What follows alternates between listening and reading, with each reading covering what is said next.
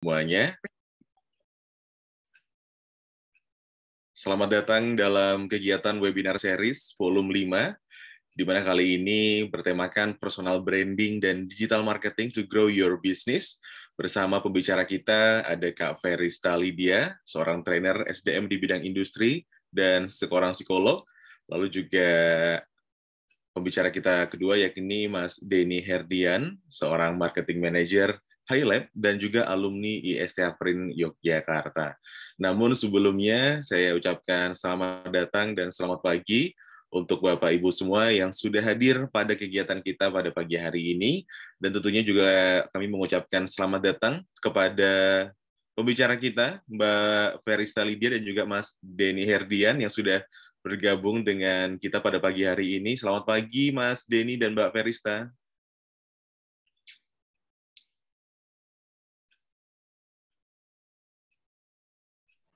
Pagi Mas Rizky. Oh, siap Mas Denny. Mbak Ferista, selamat pagi.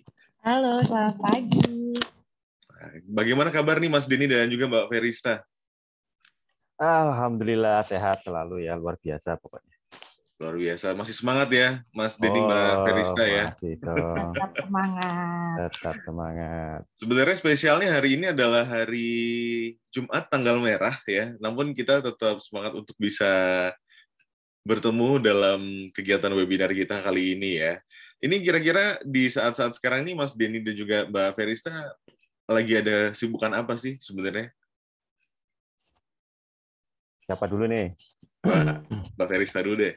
Oke, kalau saya biasanya kalau di rumah ya bikin-bikin materi aja sih, Mas. Jadi iya, jadi nanti sekalian sambil belajar, sambil sharing, nambah ilmu gitu. Oke, kalau Mas Denny kesibukannya lagi sibuk apa nih Mas sekarang? Kalau saya sibuknya ya biasa Mas, kerja di kantor, masih budak corporate. Terus nerima konsultasi-konsultasi marketing dari beberapa rekan-rekan teman-teman semuanya juga ada segala macam ya, gitu-gitu aja sih biasa. Ya, ini sesuai dengan fokusnya masing-masing, di mana kalau Kak V ini memang fokus pada bidang SDM, tadi bahkan urusan rumah aja juga diurusin ya kan, tanggung jawab juga. Kalau misalnya Kak Denny, Mas Denny, ini kan karena seorang marketing manager, akhirnya tetap kalau misalnya lagi libur tetap diteleponin untuk berkonsultasi gitu ya Mas ya? Iya, beberapa ada. Tapi Mbak V, ini awalnya gimana sih bisa fokus dan berkarir di bidang SDM untuk industri gitu Mbak V? Oke, awalnya pertama kali setelah kuliah itu sebenarnya nyoba masuk di dunia listing ya. Waktu itu pertama kali di salah satu perusahaan listing. Kemudian tertarik gitu ya, saya mencoba untuk di bidang SDM-nya kebetulan waktu itu megang bagian spesialisasi di people development. Jadi di situ konsultasi, kemudian juga asesmen untuk beberapa karyawan yang akan promosi seperti itu, kemudian juga melakukan seperti team building dan lain sebagainya seperti itu sih. Kemudian setelah masuk di dunia leasing, saya mencoba untuk coba buka di rumah nih gitu, untuk prakteknya sendiri dan lain sebagainya, sehingga pada saat ini nih ya, ini sebenarnya happy banget ini diajak bergabung, join gitu ya. Karena pada dasarnya seneng ngomong gitu, seneng punya teman baru, jadi bisa tambah-tambah ilmu, sama-sama sharing gitu. Itu sih Kak kurang lebihnya. Wah, kayak luar biasa nih Mbak V ya. Nanti kita akan mendengar materinya dari Mbak V juga tentang ya untuk menjadi seorang personal branding juga ya kan, untuk membangun personal branding yang punya impact kepada lingkungan sekitar juga nih, nantinya kita akan ngobrol-ngobrol juga. Nah kalau misalnya Kak Denny nih, ini boleh sharing juga nggak sih Mas, sebenarnya di saat sekarang ini tantangan terbesar sebagai seorang marketing manager selain kesibukan diteleponin untuk dikonsultasi ini Mas ya? Tantangannya tuh gini Mas, kalau sekarang era generasi Z sekarang ini mau tidak mau harus downgrade umur. Okay. Mas. Kalau saya ini harus umur. Jadi mau tidak mau, kalau mau mengikuti market, ya sekarang di bagian A, terus ini padahal produk, pengembangan market, pengembangan strategi berkembang.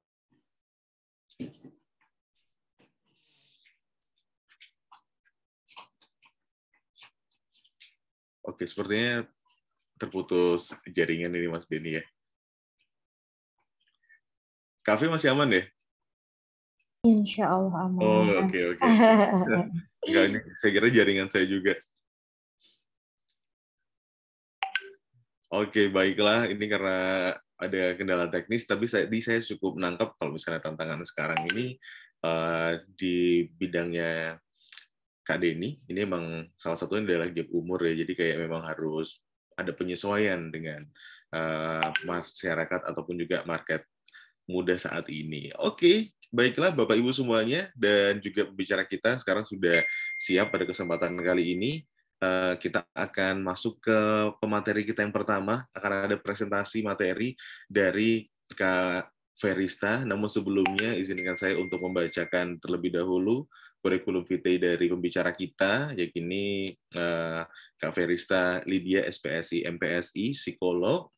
Beliau merupakan seorang konsultan anak berkebutuhan khusus dan juga trainer di bidang industri dan fokusnya pada sumber daya manusia, lalu juga konsultan psikologis, lalu juga sharing partner dan assessment psikologis, dan ada mutunya juga ya, sharing is caring.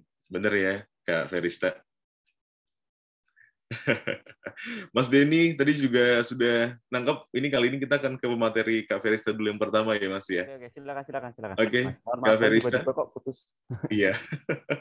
Kak Ferista, monggo waktu dan tempat kami persilakan. Oke, ini yang share screen.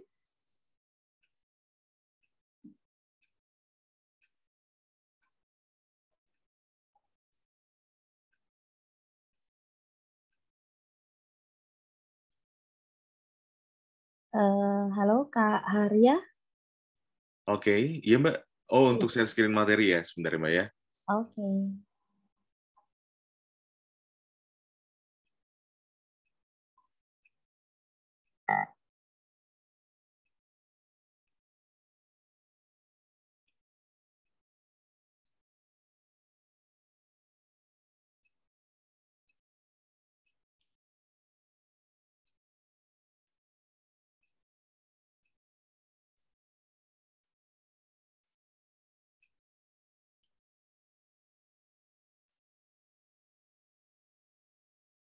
Oke, apakah sudah terlihat?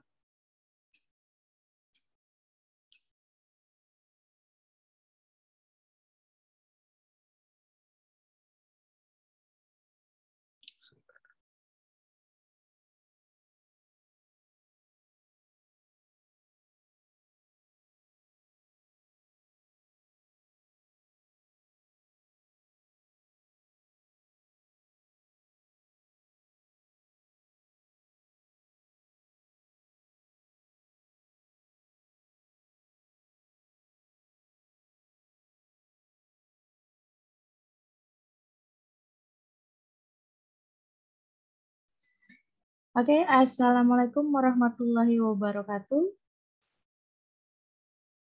Halo, selamat pagi semuanya. Sebelumnya perkenalkan dulu, nama saya Ferista. Kebetulan kali ini diundang untuk join bersama teman-teman, Bapak Ibu.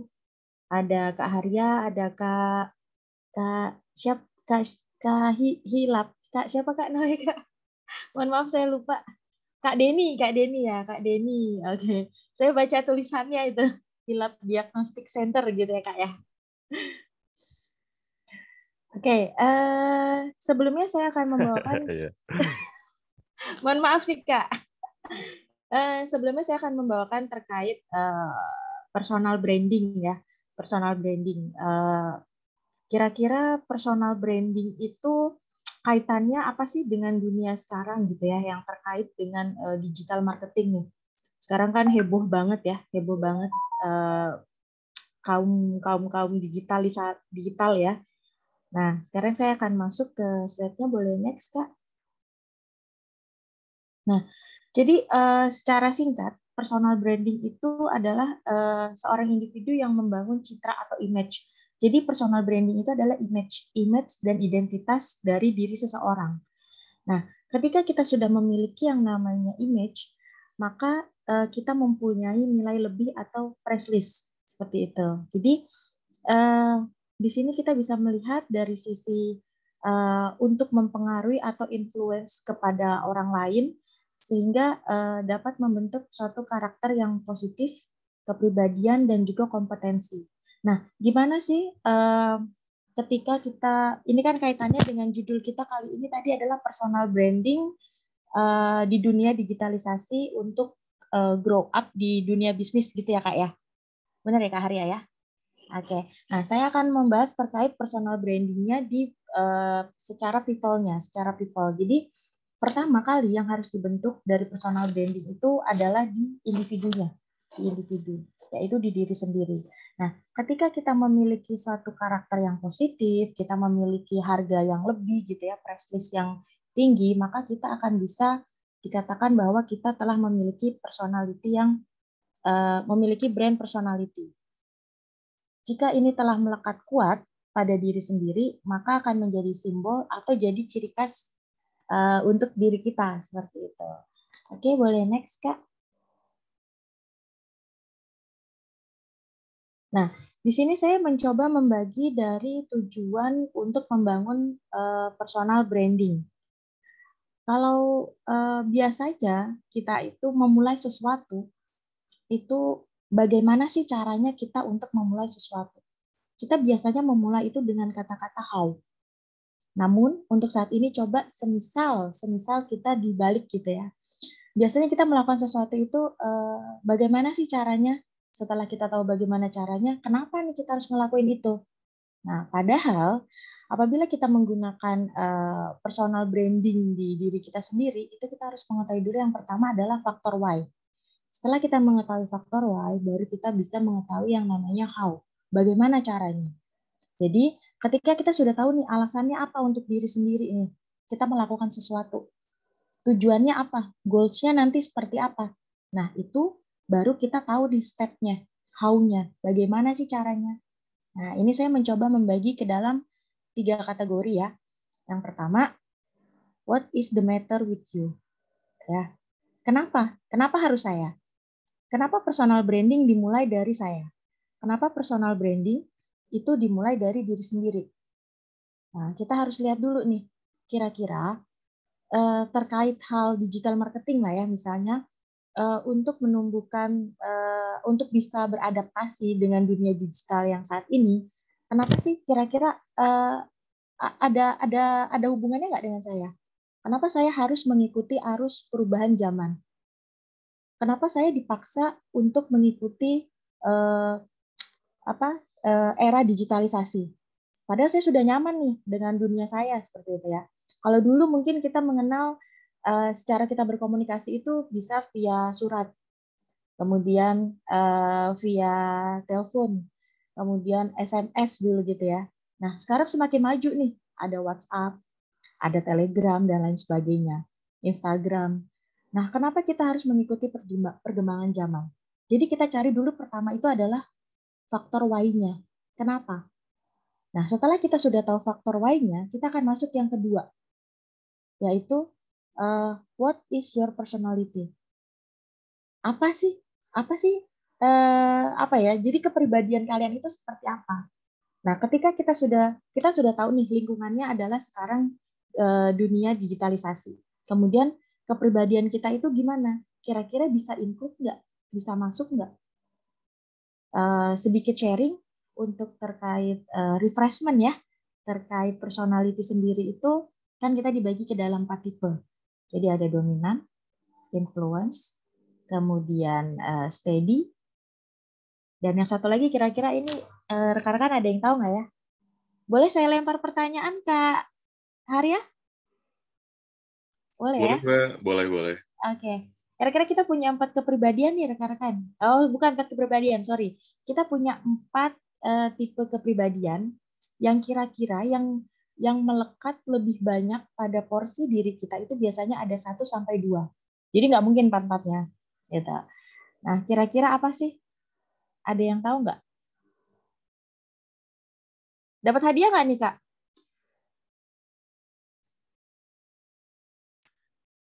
Dapat hadiah, tapi kalau misalnya dia update story oh ya, oke. Dia harus kayaknya masih masih pada tidur gini ya. Apa ngantuk ini? Puasa ya, Kak ya? Puasa ya kan? Puasa nih, oke. Boleh on cam juga, teman-teman? Iya, ini saya mau kenalan gitu ya, mau lihat gitu. Atau balas via chat juga nggak apa-apa ya, Kak Ferista? Oke. Atau dadah deh. Oke, saya lanjutkan dulu ya, Kak ya. Jadi kita ada dominan, kita ada compliance, kita ada influence, dan juga ada steady. Nah, di sini kita akan lihat nih. Biasanya orang dengan karakter kepribadian steady, gitu ya. Steady kan kita kenal dengan tipe yang biasanya itu lebih diam gitu ya, lebih diam. Bukan berarti introvert juga gitu. Nah, biasanya steady ini lawannya itu adalah influence. Nah, kalau misalnya kita dengan karakter steady, kemudian kita dengan lingkungan yang sekarang serba digitalisasi gitu ya, kalau kita tidak mau berusaha untuk membuka diri gitu ya, terus mengikuti arus yang ada itu kita akan tergerus oleh arus. Jadi kita harus menyesuaikan dulu. Jadi yang pertama tadi kita lihat apa? Faktor Y-nya. Faktor Y-nya itu apa? Faktor Y-nya tadi dari kita sendiri dulu tuh. Kemudian yang kedua, kaitannya dengan kepribadian kita. Mungkin nanti akan bisa dibahas di sesi berikutnya gitu kali Kak ya. Terkait kepribadian, nanti bisa saya boleh kasih tesnya gitu ya. Dan hasilnya nanti untuk Bapak Ibu sekalian di sini dan juga rekan-rekan yang ada. Nah, kemudian yang ketiga, itu adalah terkait karakteristik atau sifat unik seseorang. Jadi biasanya pada diri seseorang itu memiliki karakteristik tertentu. Nah, inilah yang disebut sebagai personal branding.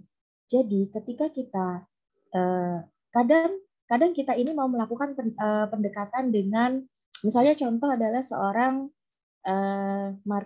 sales kecantikan seperti itu ya.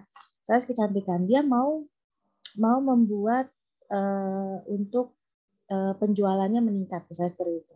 Nah, sebagai sales kecantikan, ini dia harus tahu dulu nih, kenapa sih saya sebagai sales kecantikan, saya harus, jadi di faktor Y ya, yang pertama, saya harus meningkatkan penjualan, gitu. Kenapa saya harus melakukan hubungan yang baik, interaksi dengan konsumen-konsumen saya. Nah, kemudian saya akan lihat di faktor yang kedua, yaitu di kepribadiannya. Saya adalah tipe yang influence. Influence itu biasanya suka ngomong, ekstrovert, terbuka dengan ide-ide, inovasi, dan lain sebagainya. Nah, namun saya melihat faktor yang ketiga nih, karakter atau ciri khas dari saya. Nah, saya adalah seorang sales. Biasanya kan sales itu terkenal.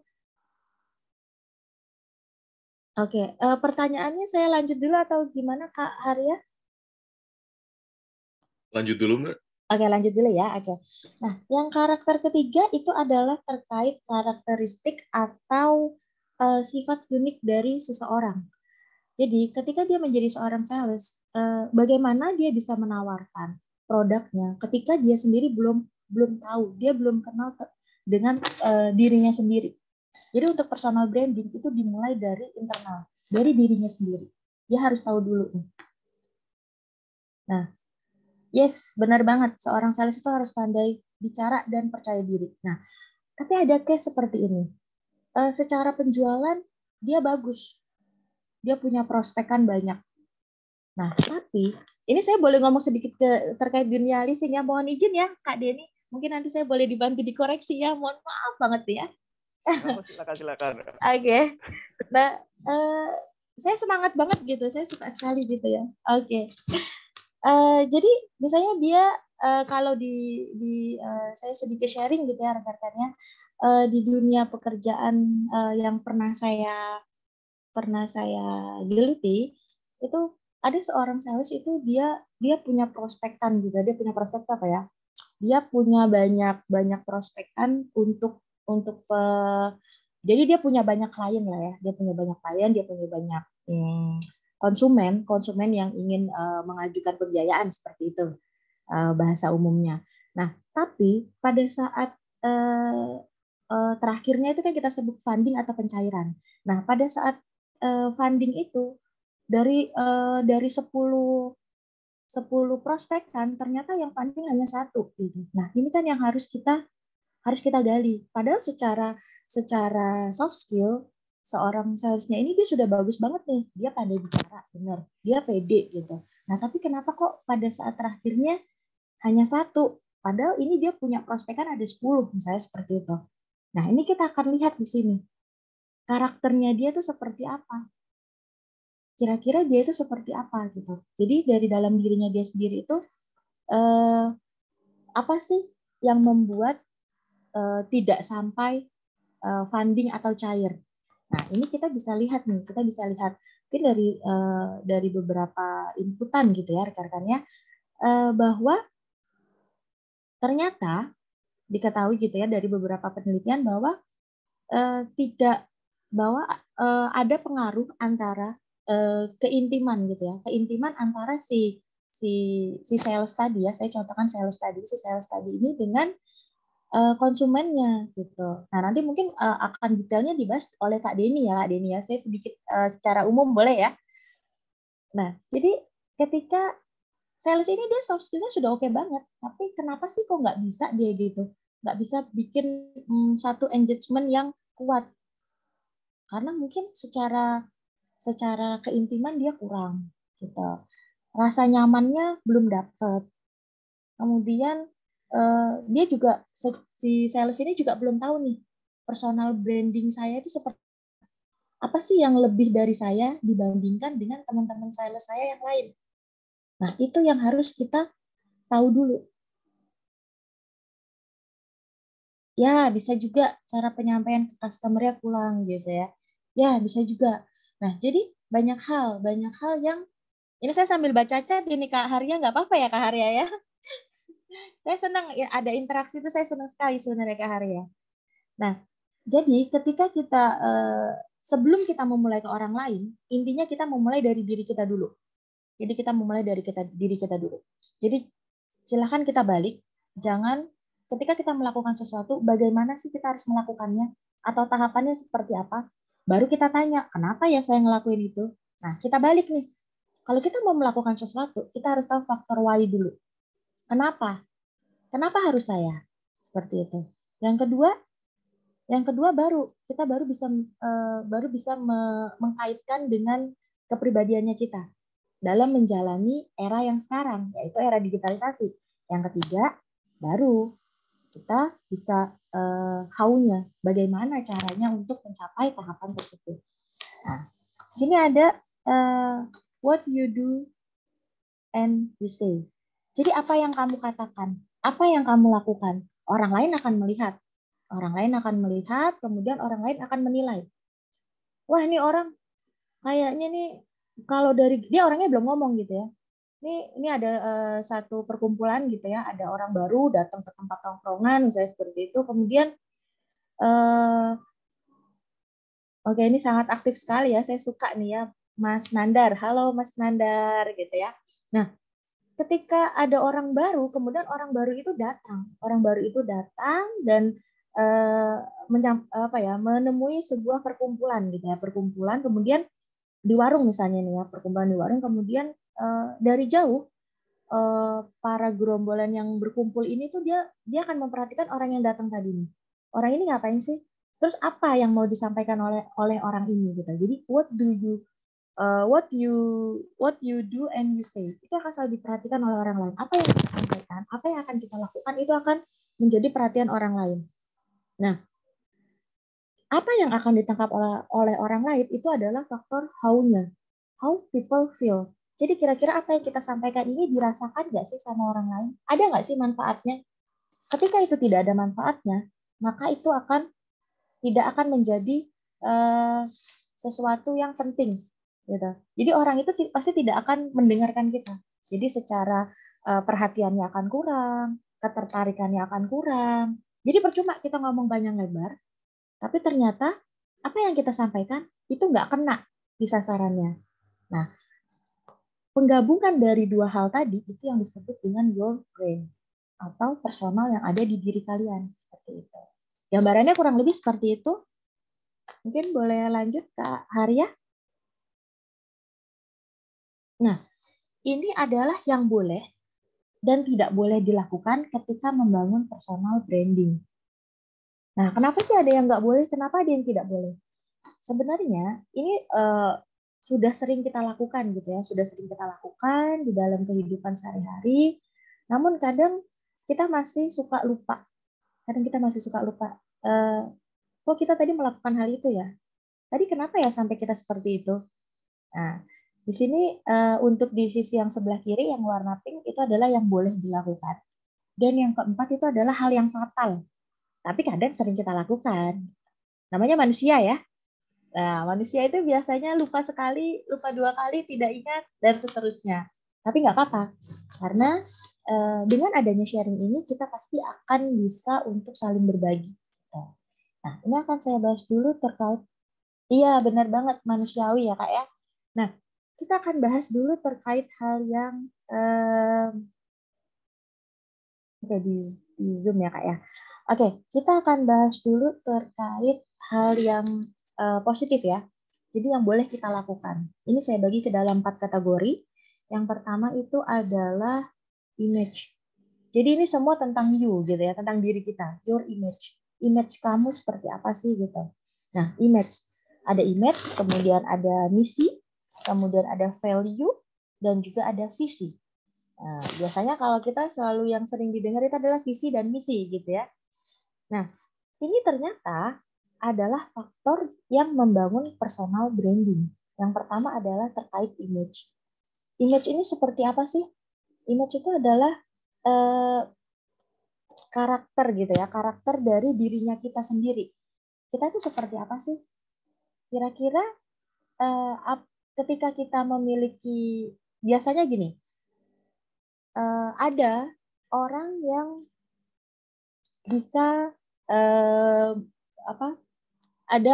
saya berusaha mencoba memakai bahasa yang mungkin lebih secara umum gitu ya Kak Harya ya, karena saya biasanya takutnya saya kalau pakai bahasa psikologi nanti ini saya pengennya bahasa umum aja gitu Kak, nggak apa-apa ya, saya sambil mencari-cari kata gitu ya. Jadi gini, ketika kita menggunakan image tadi ya, image itu apa yang ada di diri kita. Apabila terlihat dengan hal yang positif gitu ya, jadi kita ada yang namanya faking good dan juga faking bad. Nah, apa sih faking good? Faking good itu adalah hal yang selalu kita tampilkan. Kita ingin terlihat good, ingin terlihat baik di depan orang lain. Tapi fake atau manipulasi. Nah, ada juga yang namanya faking bad. Itu kebalikannya ya. Jadi misal seperti ini. Pada saat interview, kita suka banget nih sama perusahaan ini.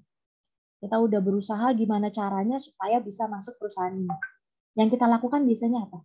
Image yang kita bikin apa? Kita akan bikin yang namanya faking good. Jadi kita bagus-bagusin tuh. Mulai dari CV gitu ya. Kemudian pada saat wawancara gitu. Nah, ternyata hal itu juga ada dampaknya loh, ada impact-nya. Tetap kita kembali dulu lagi tadi, goals-nya kita apa? Ternyata pada saat kita interview memang tujuan kita adalah kita ingin masuk gitu. Kita ingin masuk dan kita pengen diterima di perusahaan yang sudah kita idam-idamkan seperti itu. Nah, jadi image ini sebenarnya sangat penting banget. Terus image yang lain itu seperti apa? Image yang lain itu seperti branding. Nah, branding diri.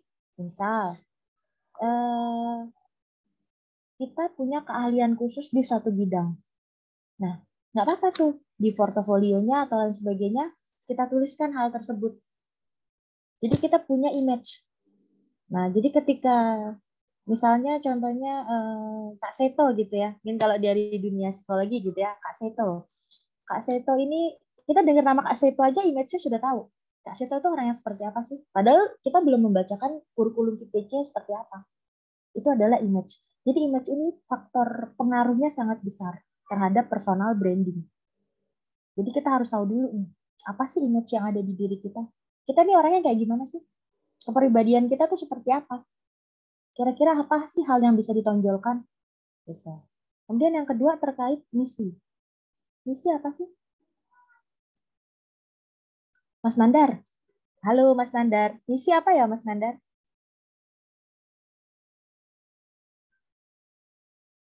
Oh, Mas Nandarnya. Oh, masih ada. Oke. Terima kasih Mas Nandar. Oke. Misi itu benar banget. Misi itu adalah tujuan ya. Jadi kalau secara singkat, misi itu adalah tujuan. Jadi goals-nya kita itu seperti apa? Ketika kita mempunyai suatu tujuan khusus, kita kan melakukan sesuatu itu harus ada goals-nya ya. Kalau nggak ada goals-nya biasanya kita akan merasa sia-sia. Nah, goals-nya itu adalah kita ingin tetap bisa diakui di dunia digital marketing, misalnya seperti itu. Ingin online shop kita ini tetap laris, saya seperti itu ya. Tujuannya itu. Nah, kemudian setelah kita tahu nih tujuannya, ya biar tetap semangat, bener banget. Jadi kita nih tahu nih tujuannya kita apa. Nah, setelah kita tahu tujuannya, yang kemudian kita akan masuk ke tahapan yang ketiga, yaitu value. Value apa sih? Value itu nilai prestisnya, harganya. Nah, kira-kira kalau tadi image-nya kita itu kurang kuat, kurang bisa menginfluencer, mempengaruhi gitu ya, kurang bisa mempengaruhi audiens, kurang bisa akrab dengan audiens, maka value kita akan berkurang. Tapi beda halnya ketika kita memiliki satu image yang kuat, satu image yang oke, sebut nama aja kita udah tahu nih dia siapa. Kayak gitu. Saya tadi nih, seorang yang online shop gitu ya. Dia ibu rumah tangga biasa, ternyata dia punya penghasilan lebih, membantu suaminya misalnya seperti itu. Oke, kita sebut aja toko X. Oh, toko X. Itu toko yang sudah familiar banget gitu. Toko yang sudah familiar banget. Oke, saya percaya. Jadi kalau ada misalnya ibu-ibu lain gitu ya di PKK dan lain sebagainya, saya kayaknya mau beli ini deh. Oh, ke toko X aja. Nah, kenapa? Karena di mindset orang, ketika dia sudah punya image yang bagus, personal brandingnya itu sudah oke, itu akan mudah banget. Apalagi di era digitalisasi. Semuanya serba online, gitu ya. Bahkan manusia sendiri bisa dikalahkan dengan yang namanya sistem. Benar ya, Kak Haria ya? Udah banyak banget ya. Kalau dulu kita sedikit on call gitu ya, telepon, tanya, ini gimana gitu. Sekarang semuanya WA aja ke nomor ini, gitu. Udah robotnya yang jawab. Nah, itu apa? Itu yang namanya era digitalisasi. Nah, terus bagaimana nih? Apakah kita mau people ini digantikan oleh robot? Kan enggak. Nah, gimana caranya? Kita harus bangun personal branding kita. Apa nih hal yang unik dari kita? Apa nih ciri khas kita? Itu yang harus bisa dimunculkan. Nah, kemudian yang terakhir adalah visi. Kalau tadi ada misi, sekarang ada visi. Tujuan yang nggak ada visinya sama aja bohong. Jatuhnya hanya konsep. Nah, tapi kalau kita misalnya ada visinya, jadi kita ada tahapannya. Ketika kita tahu tahapannya ini seperti apa, kita akan lebih mudah untuk mencapainya seperti itu. Nah, kemudian yang selanjutnya untuk hal yang fatal ya, yang tidak boleh dibangun sebenarnya untuk personal branding, yang kadang kita masih suka keliru, kadang masih suka kita lakukan. Itu yang saya juga bagi ke dalam 4 kategori. Yang pertama itu adalah promotion. Jadi misal contoh seperti ini. Ibu-ibu yang jualan all shop tadi gitu ya contohnya. Dia ini ternyata karena saking dia itu sudah bersemangat gitu ya. Ini saya lihat ibu-ibu di sebelah dan lain sebagainya itu kalau jualan kok kayaknya sehari penghasilannya udah gede banget gitu ya.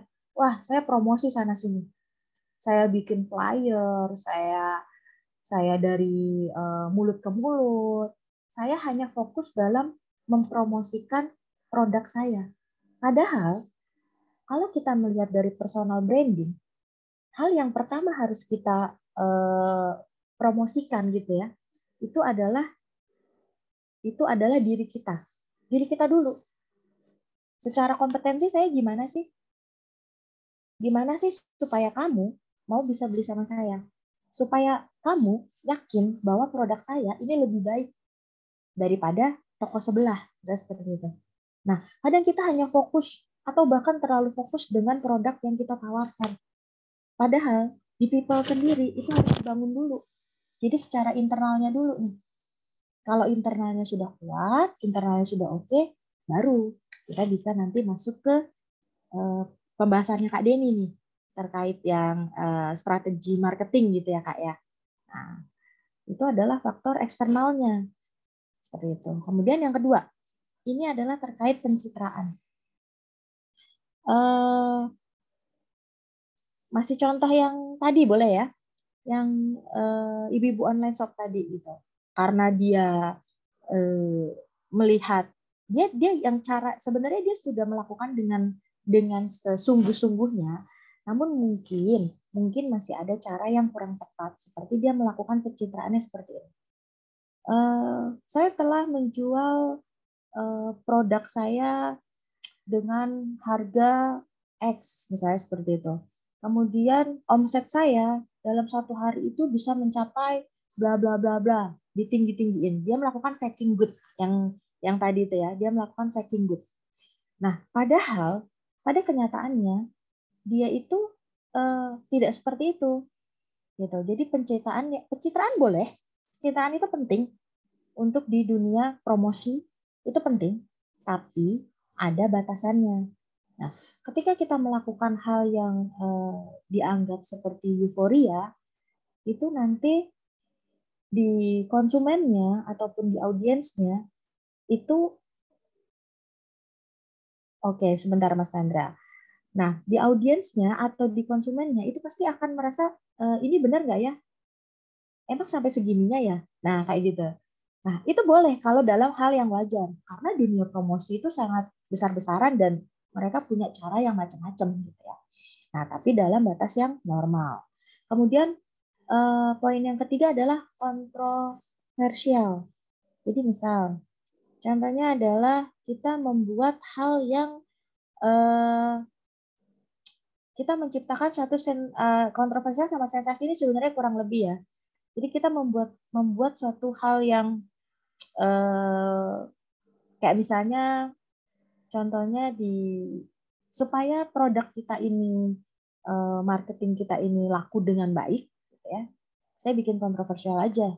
Setelah pakai ini misalnya.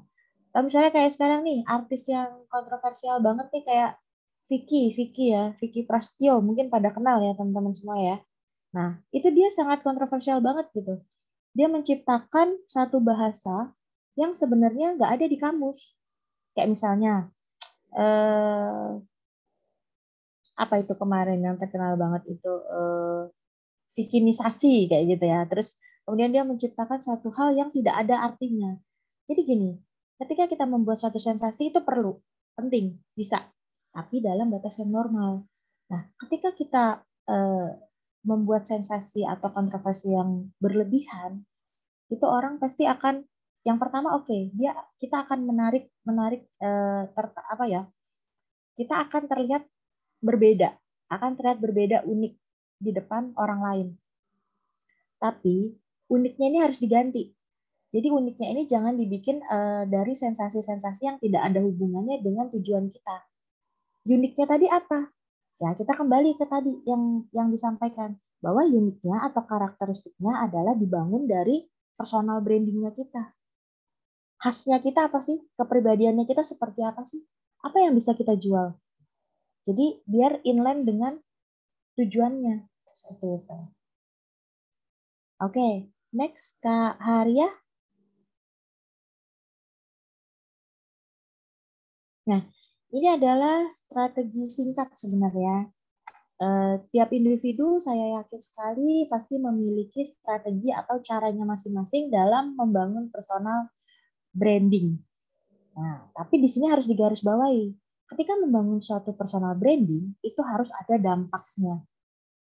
Dan dampaknya pun harus dampak yang positif.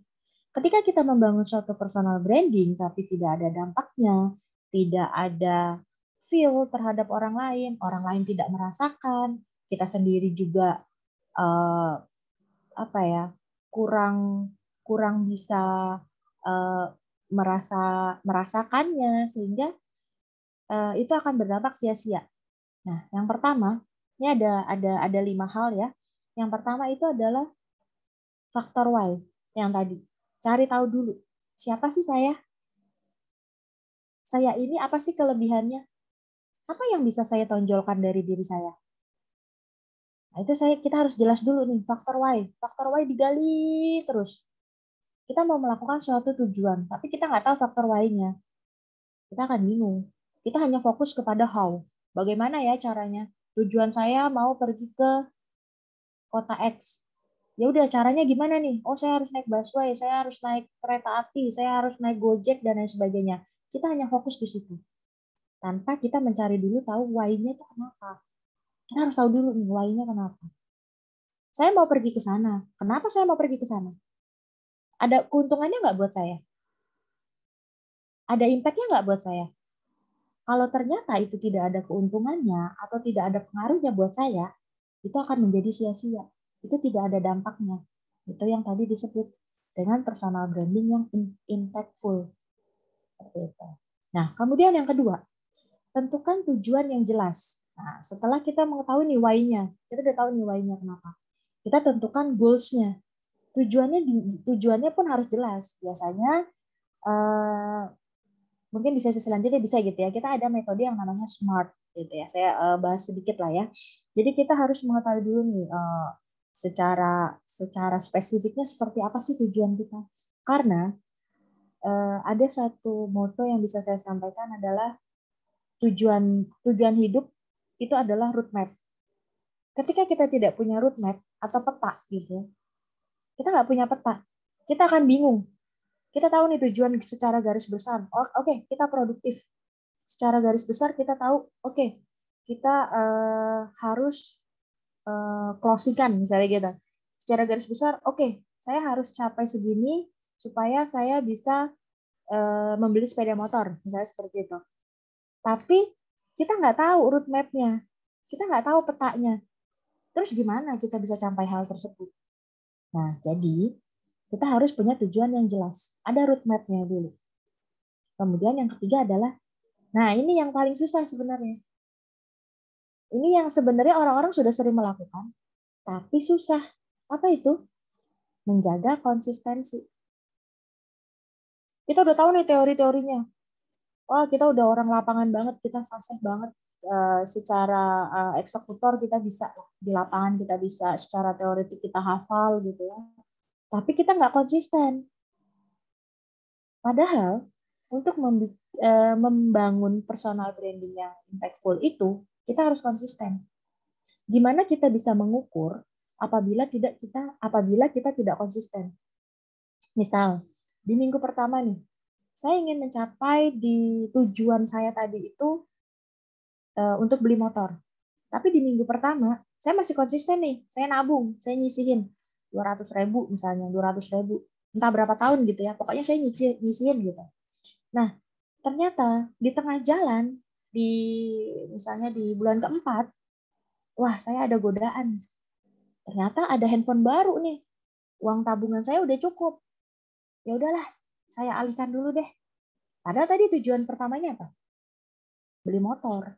Nah, kita nggak konsisten. Di sini nih, yang kadang memang sangat sulit untuk kita lakukan. Tapi bisa dilakukan, bisa banget. Siapa yang mengontrol? Diri sendiri. Yang mengontrol siapa? Diri sendiri. Nah, kemudian yang faktor keempat, buat konten yang sesuai dengan style Anda. Ada ini yang juga karena supaya dianggap kita ini update gitu ya, supaya nggak ketinggalan zaman nih, kita bikin konten yang misalnya yang lagi viral sekarang itu TikTok gitu ya. Kita mau bikin konten nih TikTok. Ibu-ibu tadi nih, ibu-ibu PKK, dia mau nawarin produk UMKM-nya misalnya. Nah, dia mau nawarin produk UMKM-nya gitu. Ternyata itu kan ini ya, TikTok itu viral banget di kalangan anak muda gitu ya. Tapi ibu-ibu juga mau melakukan hal tersebut. Boleh, tapi dengan stylenya ibu-ibu tadi gitu. Jadi nggak bisa nih ibu-ibu jejingkrakan gitu ya dengan yang gaya anak muda gitu. Itu akan sangat kalah branding nanti dengan TikToknya yang anak muda gitu. Nah, kemudian kita juga yang terakhir adalah menggunakan teori psikologi. Ini ada teori Maslow atau hierarchy needs ya. Boleh next Kak Harya. Nah, ini sekilas aja ya. Mungkin karena waktu saya kurang sedikit ya Kak Harya ya. Saya senang banget ini kalau ngomong soalnya. Oke ya. Jadi ini saya bahas sedikit aja ya. Jadi di dalam diri kita sendiri itu sebenarnya kita punya semua kebutuhan ini. Kebutuhan paling dasar itu adalah kebutuhan secara psikis. Psikis itu apa sih? Ya kebutuhan secara fisiologis. Sandang, pangan, papan, itu kita butuh. Kemudian setelah kebutuhan yang pertama terpenuhi, kita akan naik ke atas, yaitu kebutuhan terkait safety needs atau kebutuhan terhadap keamanan diri. Jadi lingkungan gimana? Mendukung kita nggak? Kalau kita melakukan hal-hal yang aneh, nyeleneh, kira-kira saya akan digunjing orang nggak? Secara mental saya nanti seperti apa? Seperti itu. Kemudian, ini saya bahasnya agak cepat ya. Kemudian setelah tahapan yang kedua terselesaikan, kita akan masuk ke tahapan yang ketiga, yaitu social needs. Kebutuhan akan memiliki dan kasih sayang. Setiap orang pada dasarnya itu membutuhkan yang namanya kasih sayang. Itu pasti. Nah, bagaimana cara kita mengaplikasikannya? Tergantung dengan kondisi yang ada. Jadi misal nih, kita sebagai seorang atasan, kita tim melakukan kesalahan. Oke, kita akan menegurnya, memberinya punishment. Tapi jangan lupa, tetap masih ada unsur kasih sayang. Nah, ini yang mungkin nanti akan kita bahas lebih detail nih, kalau bahas yang terkait ini. Kemudian yang selanjutnya itu adalah kebutuhan terhadap penghargaan. Setiap orang itu butuh yang namanya apresiasi dengan apa yang sudah dilakukan. Kadang yang kita lakukan hanyalah punishment.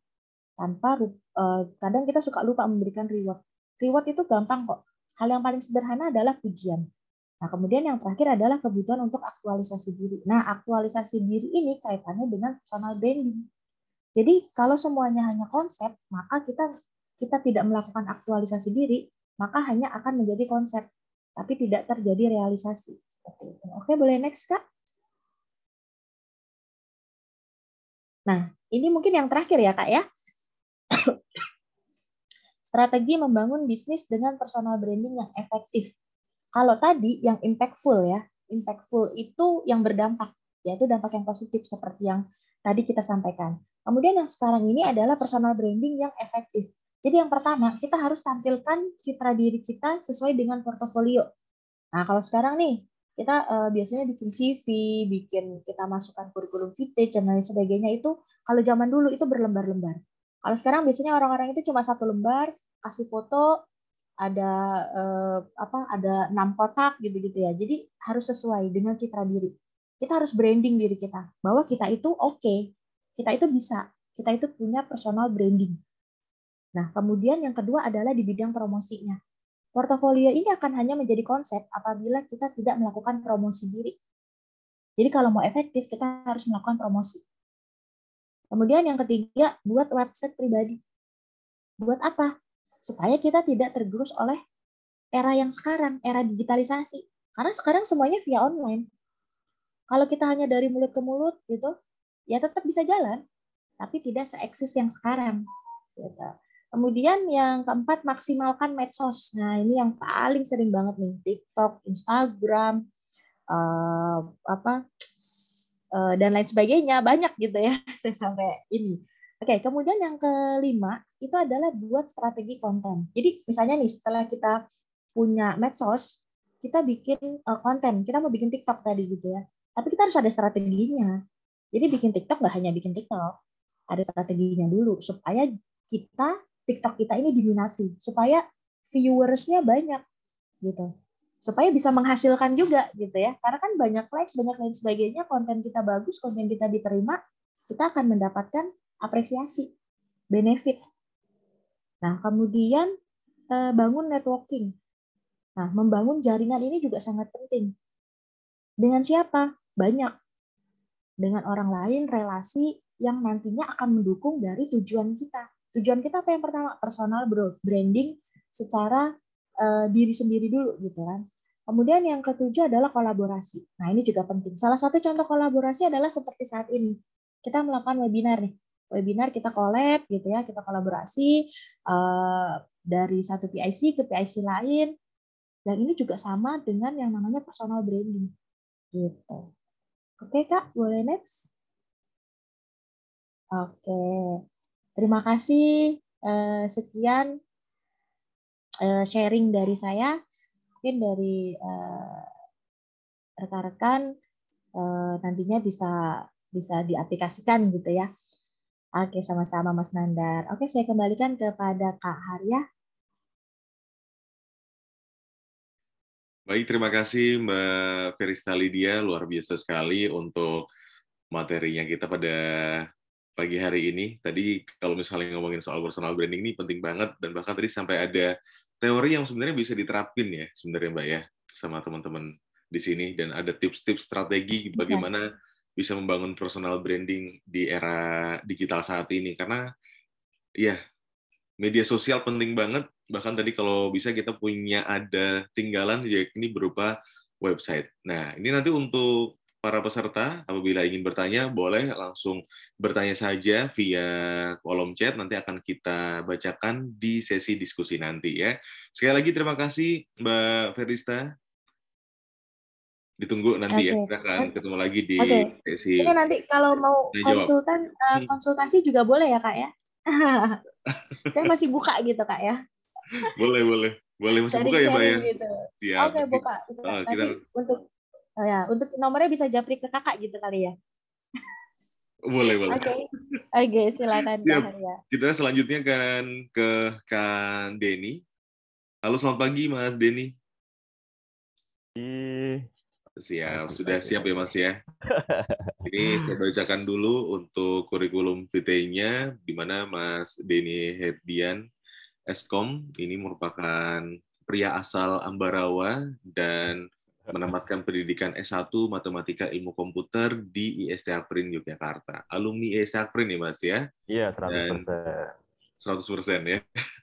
Dan sejak tahun 2000 sudah bekerja sebagai marketing di CV Serba Usaha Jaya hingga tahun 2003-2004 sebagai asisten manajer DM Event Organizer, lalu pada tahun 2007 hingga 2010 sebagai Kabag Humas KSP Intidana, dan di tahun 2011 sampai 2018 sebagai Senior Marketing Eksekutif Mahkota Medical Center, Regional Office Jateng dan DI Yogyakarta ya Mas ya. Dan juga di tahun 2018 sampai sekarang ini menjadi Manajer High Lab Diagnostic Center Yogyakarta atau K24 Group ya.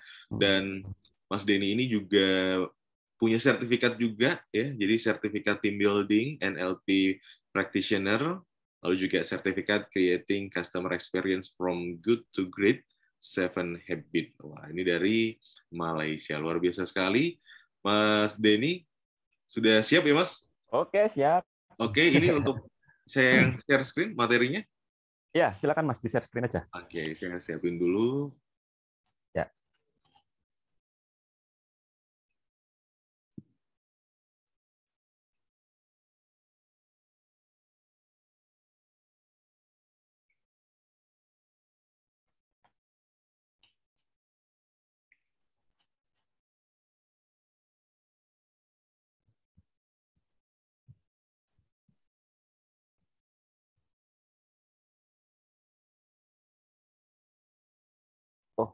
Jadi saya ya di share screen ya dari saya ya. Saya kira dari tempat jenengan. Oke. Oh ya, dari saya Mas ya. Dari Masnya aja. Ini udah kelihatan nih Mas ya. Oke, baik. Ini saya full screen ini dulu. Ya, sudah terlihat ya Mas? Oke. Ya, silakan Mas. Ya, selamat pagi semuanya. Assalamualaikum warahmatullahi wabarakatuh. Terima kasih Mas Haria yang sudah memimpin acara ini, dan juga tadi pembicara pertama yang Mbak Ferista. Kak Ferista atau Mbak Ferista nih saya manggilnya.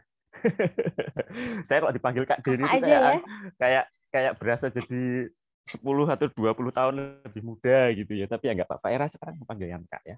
Baik. Iya. Salam sehat semuanya. Semoga semuanya luar biasa ya pada pagi hari ini. Saya benar-benar senang sekali dipanggil oleh alma mater saya sendiri untuk berbagi sharing ya. Kalau saya ini lebih men-share kepada apa yang menjadi pengalaman saya dan apa yang menjadi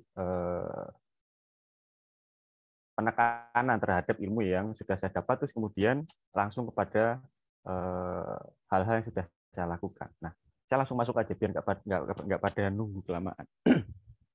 Digital marketing era sekarang memang mau tidak mau kita berangkat ke eranya marketing yang sudah digital ya. Kalau dulu marketing itu saya ngalamin marketing itu dari door to door ya, nawarin sana sini, harus pergi ke sana, harus pergi ke sini ya, luar kota segala macam. Itu yang saya lakukan. Masih konvensional marketing. Bikin flyer, cetak brosur segala macam. Itu marketing konvensional pada waktu itu. Nah, sekarang eranya sudah sangat digital, mau tidak mau harus belajar lagi. Semua orang harus mau belajar, apalagi yang sudah punya produk, sudah ingin mengembangkan startup atau mengembangkan bisnis apapun. Nah, saya ada mengumpulkan cuma ada 3. Sebenarnya di dunia marketing itu cuma ada 3. Next selanjutnya tuh Mas. Di dunia marketing itu, gambaran sederhana marketing itu cuma ada 3 menurut saya. Kalau tadi sempat disinggung sama Mbak Krista adalah memang personal branding. Punya produk yang pertama. Kamu tuh punya produk dulu. Kalau kamu udah punya produk, ya, kamu harus tahu produknya apa. Ya, kuasain produknya, passionnya ada di sana. Jadi basic land-nya adalah produk. Kamu tahu dulu produkmu tuh kamu mau jualan apa? Mau jualan jasa, mau jualan retail, ya, mau jualan apa yang kamu punya. Dan itu harus kamu kuasai. Nah, ketika kamu menguasai produk, ya, maka yang harus dilakukan dalam konteks produk itu apa? Nah, tadi nyambungnya ke branding. Produknya ada, siapin brandingnya. Ya, siapin. Kadang orang tuh mikir branding produk itu cuman branding produk itu saya harus bikin logo yang bagus misalnya. Enggak, ternyata enggak seperti itu. Tadi sampai disampaikan sama Mbak Friska tadi bahwa punya produk itu ya brandingnya harus lengkap, personal brandingnya harus dapat, produk brandingnya harus, corporate brandingnya juga harus dapat, semuanya harus include di situ. Jadi punya produk, kamu ngerti produk, kamu include dalam produknya 100%, ngerti, kamu udah siap. Minimal dasarnya sudah punya. Yang kedua, tahu marketnya mau kemana, paham market yang mau disasar. Jadi target marketnya tuh ngerti, kalian tuh ngerti, teman-teman tuh ngerti mau nyasar market yang mana. Saya mau nyasar market low end, middle, atau mid high. Gitu. Mau nyasarnya kemana? Ketika sudah paham market, jadi sebetulnya kalau orang jualan itu kan yang penting kamu punya barang semek dodoli sama punya tempatnya. Punya barangnya, punya tempatnya, atau punya tahu mau dijual di mana. Ya punya barang tapi nggak tahu mau dijual di mana, kan bingung, aneh. Nah, baru kalau kamu sudah punya barang, tahu marketnya, ya pahami tools marketingnya. Tools marketingnya ini apa? Nah, banyak banget ya kalau ngomongin tools marketing, ilmunya segambreng, nggak bisa dijelasin hanya dalam kurun waktu 15 menit. Tapi saya simpulkan kunci sederhana atau kunci yang pasti selalu dipakai dalam konteks marketing apapun, baik dari marketing konvensional sampai yang era sekarang, itu nggak pernah hilang adalah AIDA. Konsepnya adalah AIDA. Ya, AIDA itu apa? Nah ini, AIDA itu adalah langsung next Mas. Yang pertama itu adalah attention. Nah, AIDA yang pertama itu adalah attention. Attention itu kalau bahasa gampangnya itu kalau pancingan. Apa sih yang bikin orang itu nengok? Ya, menarik perhatian konsumen terlebih dahulu. Bahwa kamu itu punya brand, kamu itu punya produk, produkmu itu ada, eksis. Itu namanya attention. Nah, nanti di sesi akhir saya pengen ngajak teman-teman yang ada di sini mempraktekkan AIDA. Nah, AIDA itu jenisnya macam-macam. Misal saya contoh di High Lab itu saya bikin PCR Express 4 jam tercepat termurah. Orang nengok. Loh, kok bisa 4 jam tercepat termurah? Nah, padahal biasanya PCR itu lama. Atau misalnya produk ayam goreng misalnya. Itu ada saya pernah baca misalnya cowok itu harus peka. Kalau cewek itu lebih senang dikasih kulit ayam daripada dikasih janji gombal gitu. Itu attention dulu. Sebuah kalimat yang buat orang nengok. Ya. Atau misalnya konten-konten hiburan yang apa namanya? Yang membuat Anda langsung nengok.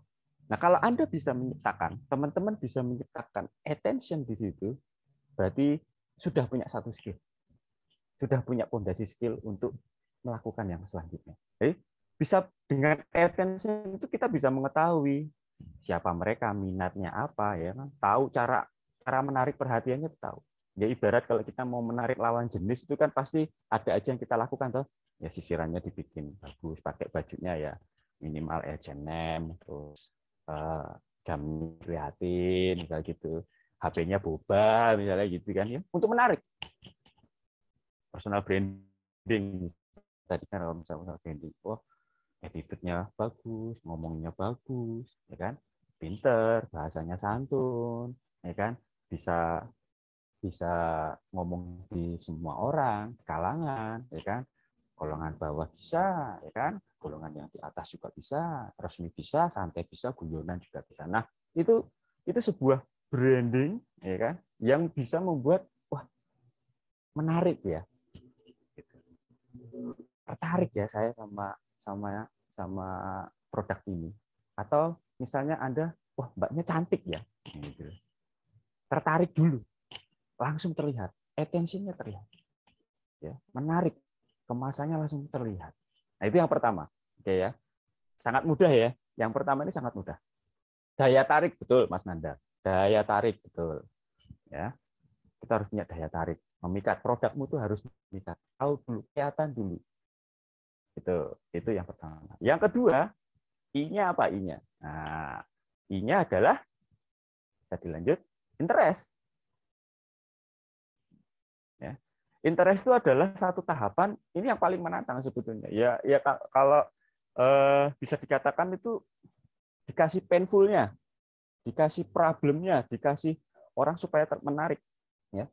Pada umumnya bisa mendapat perhatian sebagian besar target audiens itu gimana kamu nggak cuma tertarik tapi bertahan. Misalnya kalau ngelihat cewek itu ngelihat terus sambil nengakin sampai muter. Apa sih yang bikin kamu melihat lawan jenis dari awal lihat pertama sampai muter nyamping ke belakang. Itu contoh kalau jalan misalnya berikan apa namanya tambahan terhadap informasi produk Anda yang itu konteksnya penasaran. Ya. Penasaran. Jadi karena tiap-tiap orang itu ketertarikannya kan berbeda-beda ya. Ketertarikannya beda-beda. Jadi tahap interest ini kan setelah apa yang menarik tadi pertama menjadi terus penasaran, ngikutin terus. Apakah manfaatnya sebuah produk, ya, ataukah brand yang sudah dikenal, rata-rata pada manfaat. Misalnya manfaatnya, kalau tadi saya contoh di High Lab itu tadi 4 jam PCR Express jadi.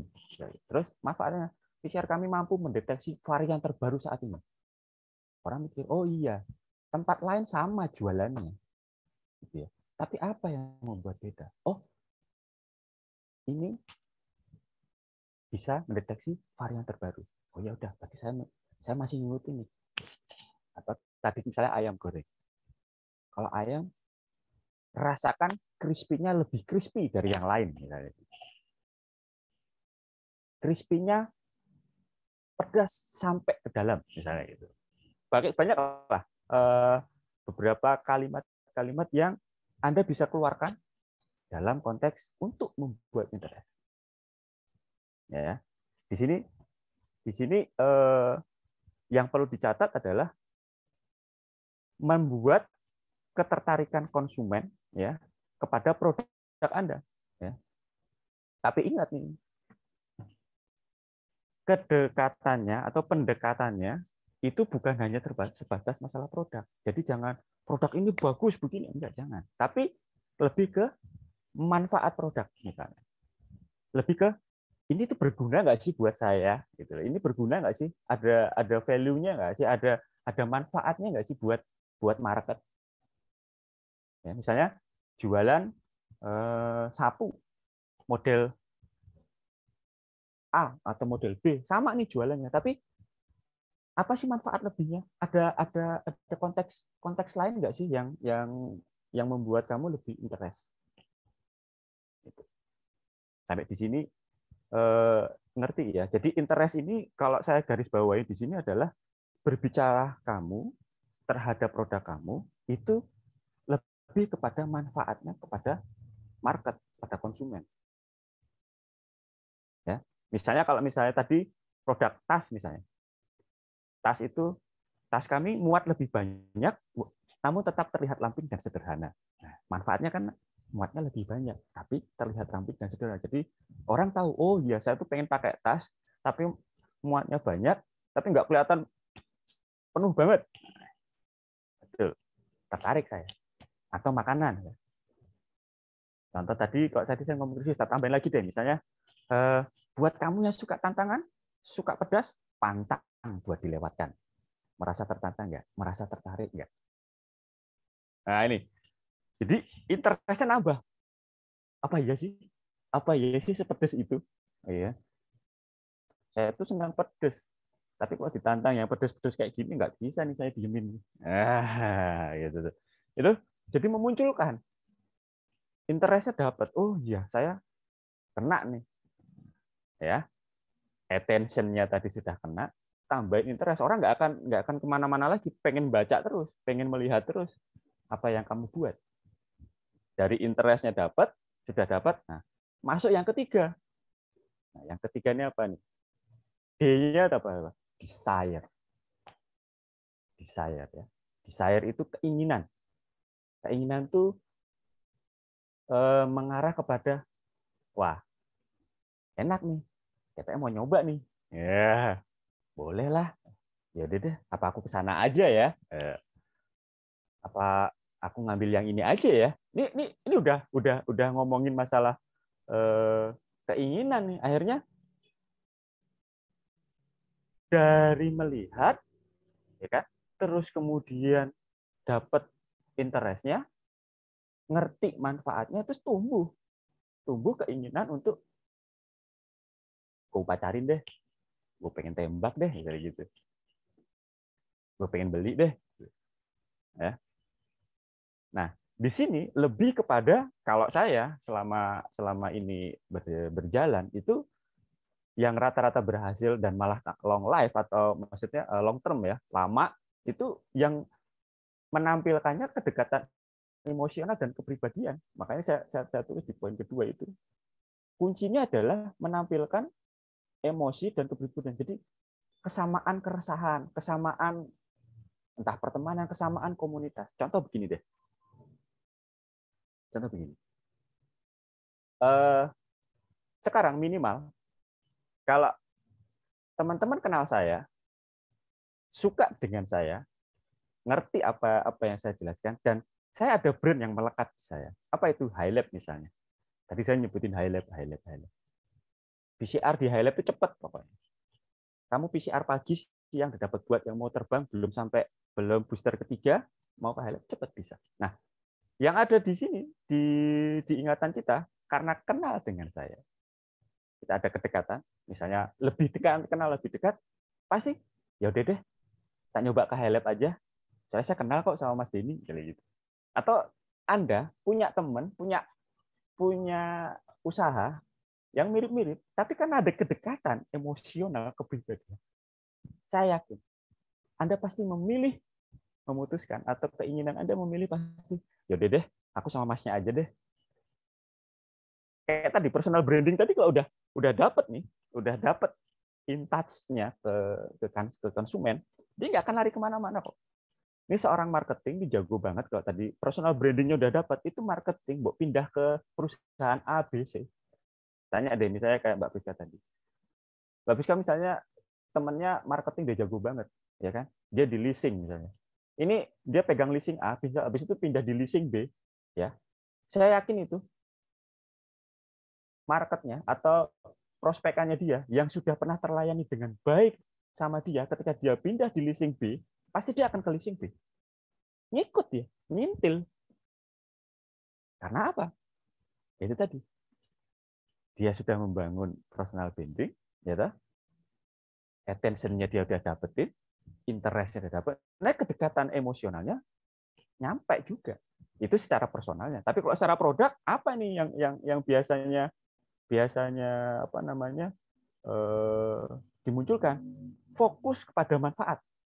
Ya, jadi bukan kepada fitur, misalnya contoh. Jadi kalian tuh nggak perlu tahu alat yang di highlight pakai untuk mengolah PCR itu apa, itu nggak perlu tahu. Tapi manfaatnya apa? Manfaatnya, ya kan, memberikan solusi percepatan terhadap tracing COVID-19 misalnya pada waktu itu. Atau lain misalnya, contoh sebuah handphone. Orang tuh sebenarnya nggak udah apa namanya?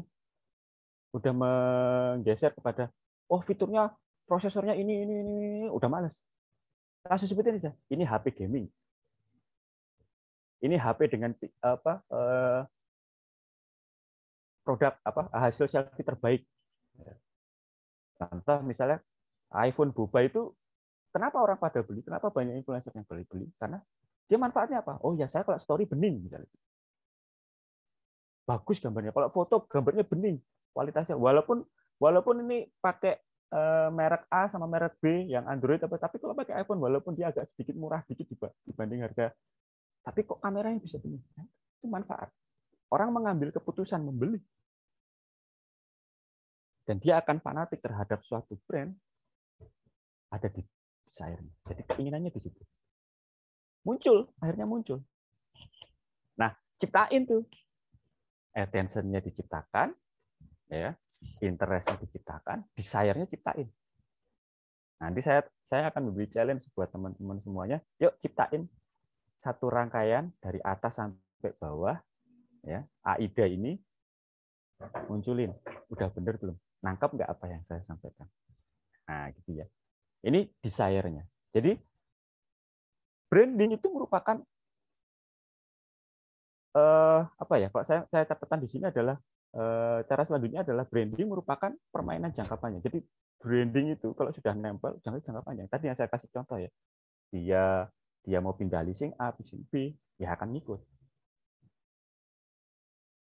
Ya, dengan membangun merek berarti Anda sedang membangun nilai inti yang Anda jual langsung untuk dikenali oleh konsumen.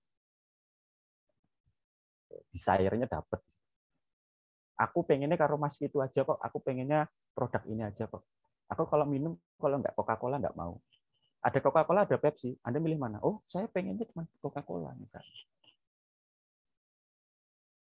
Ada mie ya. Contoh mie instan.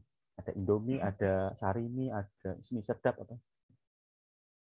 Sudah punya segmennya keinginan. Oh ya, saya maunya Indomie aja sih. Saya maunya ini. Saya mie sedap.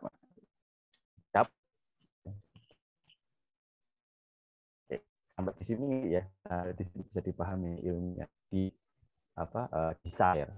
Nah, dari A, I, D, ya, kalau kalian sudah kuasai dan melekat dan bisa membuat itu semua, ya, semuanya nggak akan bisa closing. Makanya tadi saya nyimak yang disampaikan sama Mbak Ferista itu, ini kenapa sih sales saya jago banget nih, ini segala macam, tapi kenapa nggak closing ya? Kenapa nggak closing ya? Closing cuma satu ya. Kenapa yang closing cuma satu? Oh, ternyata action-nya bagian di akhirnya nih. Nah, AIDA itu ada action. Udah tertarik apa segala macam, tapi nggak ada action-nya. Nah, action-nya ini adalah ini magic word terakhirnya ya. Ibarat kata bisa dikatakan kalau di sebuah iklan atau yuk langsung hubungin saya. Misalnya kalau sales itu, boleh Pak, pokoknya kapan aja ya, Bapak mau kontak saya 24 jam, Bapak respon saya, langsung saya layani. Gitu. Action-nya ada. Oh iya. Begitu di WA ya benar, langsung. Kalau di mana? Di bahasa-bahasa iklan atau bahasa-bahasa tampilan di konten, ya misalnya klik di sini untuk memesan atau pesan sekarang juga, ya kan?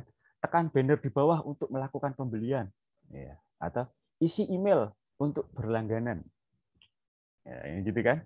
Atau bisa lagi buruan daftar, kuota terbatas, padahal kuotanya melimpah, ya kan? Tapi kita dipaksa seolah-olah ayo get cepet, ayo ambil keputusan, kan udah tertarik nih.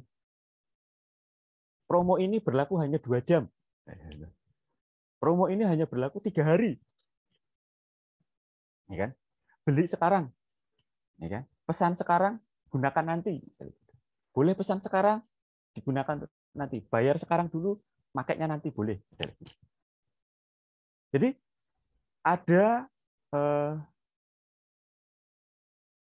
satu titik di mana diajak. Ada satu kalimat ajakan yang mengarah ke calon konsumen itu melakukan sesuatu. Udah deh, yakin saya nih, udah langsung klik. Atau tanpa sadar, habis baca, ya udah deh langsung beli aja. Ya udah deh langsung saya hubungin nih orangnya.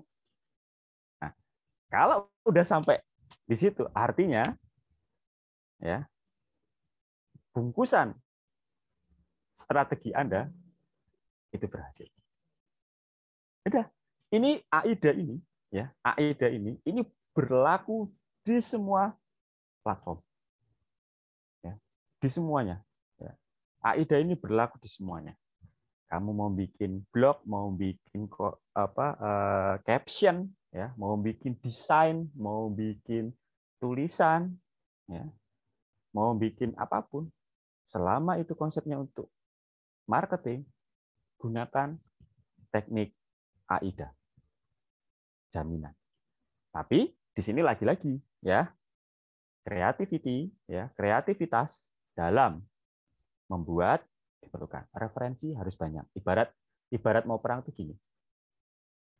Mas, kamu mau nembak sesuatu itu butuh peluru. Nah, pelurunya disiapin. Menulis itu pelurunya apa? Kalau kamu mau menulis ya kamu harus senang baca. Gimana mau mendapat diksi, mau mendapat kalimat-kalimat kata-kata yang tepat kalau nggak suka baca misalnya. Saya dodolan tapi aku rak seneng maca, rak seneng nulis, wah angel. Ya, bisa dikatakan susah. Maunya instan, ngiklan doang langsung dapat pembeli. Oh, nggak bisa. Nggak bisa. Nggak bisa seperti itu. Di era digital nggak bisa seperti itu. Tetap harus ada effort. Ya. Nah, tadi basic market itu sudah saya sampaikan, strateginya sudah saya sampaikan. Nah, kita ngomongin platformnya apa sih? Sarananya apa? Jadi ibaratnya begini. Produkmu ini pasar, ya. Platform itu sebagai jembatan. Nah, jembatan buat jualannya. Saya kasih kuncinya di sini, ya. Platform sosial media yang hari ini, ya, ratingnya sangat tinggi itu ya. Yang pertama adalah kalau Facebook itu text oriented, ya, jangan salah. Kalau kita ngomongin, wah kalau Facebook itu sudah kuno Pak Denny, no, ya, jangan salah. forum jual beli Facebook ya, itu masih nomor 1 forum jual beli. Dan kalau kalian mau teliti, kalian mau riset ya, pengguna Facebook ya, pengguna Facebook itu adalah orang-orang yang dengan ekonomi mapan. Ya, Mas Nada, betul. Itu kalau eranya. Saya bicara satu persatu ya, nanti betul. Naik daun memang lagi TikTok naik daun, betul. Jadi jangan meng-underestimate Facebook, karena maksud saya di sini Facebook kita ngasih ilmu ini buat semua kalangan. Mungkin yang kalangan model lama, ya era-era kelahiran tahun 80, 90 kayak saya ini kan mainannya sosial medianya adalah Facebook. Ya. Itu kelasnya, jangan salah, kelas Facebook itu malah orang-orang mapan. Karena apa? Ini yang main Facebook, yang masih mainan Facebook. Ini adalah orang-orang era 90-an. Kalau kamu melihat orang-orang 90-an, sekarang rata-rata udah pada punya rumah, punya mobil, ekonominya bagus, duitnya sudah karena semua berawal dari, ada lagunya ya, berawal dari Facebook baru, gue yang malah nyanyi. Ya, dari Facebook. Jangan dianggap sepele nih Facebook nih. Jangan dianggap sepele, ya, jangan dianggap sepele. Nah, lalu terintegrasi kepada mana? Instagram. Sekarang Instagram adalah platform ya untuk ajang pamer. Manfaatin. Kalian tuh punya, sekarang orang tuh punya Instagram itu tujuannya apa sih kalau nggak buat pamer? Benar nggak? Ayo. Kamu makan di Starbucks, pamer nggak? Ya kan? Cuman moto lagi di Starbucks nih. Jalan-jalan ke Singapura nih, ya gitu ya. Lagi di Thailand nih, operasi gigi di Thailand nih, misalnya gitu ya. Saya contoh ada beberapa konteks. Instagram manfaatin. Ketika psikologis orang hari ini pengen pamer, ya kan? Wah, kenapa nggak orang itu pamer pakai brand saya? Kenapa orang itu nggak pamer pakai merek saya? Kenapa orang itu nggak pamer di warung saya? Kenapa orang itu nggak pamer di kampus saya? Kenapa orang itu nggak pamer di lokasi Anda? Ngerti saya? Instagram itu daya pikirnya di situ. Nah, kalau YouTube itu lebih kepada long video. Jadi menceritakan banyak kontennya, udah kayak apa namanya, prepare-nya lebih banyak lah kalau YouTube. Tapi kalau untuk yang cepat jualan, cepat itu monggo nanti YouTube bisa dipikir. Nah, yang terbaru ini apa? TikTok. Nah, TikTok ini anak muda banget, Gen Z banget ini. Ya, generasi Z banget, milenial banget. Ya kan? Betul nggak? Ini Gen Z banget. Tapi apakah promo Mercedes-Benz, promo kamu jualan mobil mewah itu ada di TikTok? Oh, nggak bisa. TikTok karena marketnya adalah anak-anak muda. Yang cocok apa nih promo di TikTok misalnya gitu. Ya kan? Jajanan viral, ya toh? Tempat healing paling oke, ya gitu kan? Apa nih? Barang-barang buat anak muda yang secara marketnya punya pasar sendiri, itu TikTok. Sampai di sini ngerti ya? Terus jangan lupain lagi platform WhatsApp. Ya, sekarang kita mikir, WhatsApp buat apa? Jangan salah. WhatsApp ini marketnya adalah komunitas. Kalau kamu dari awal sudah membangun semua platform, terus kemudian bisa digrupkan dalam satu komunitas,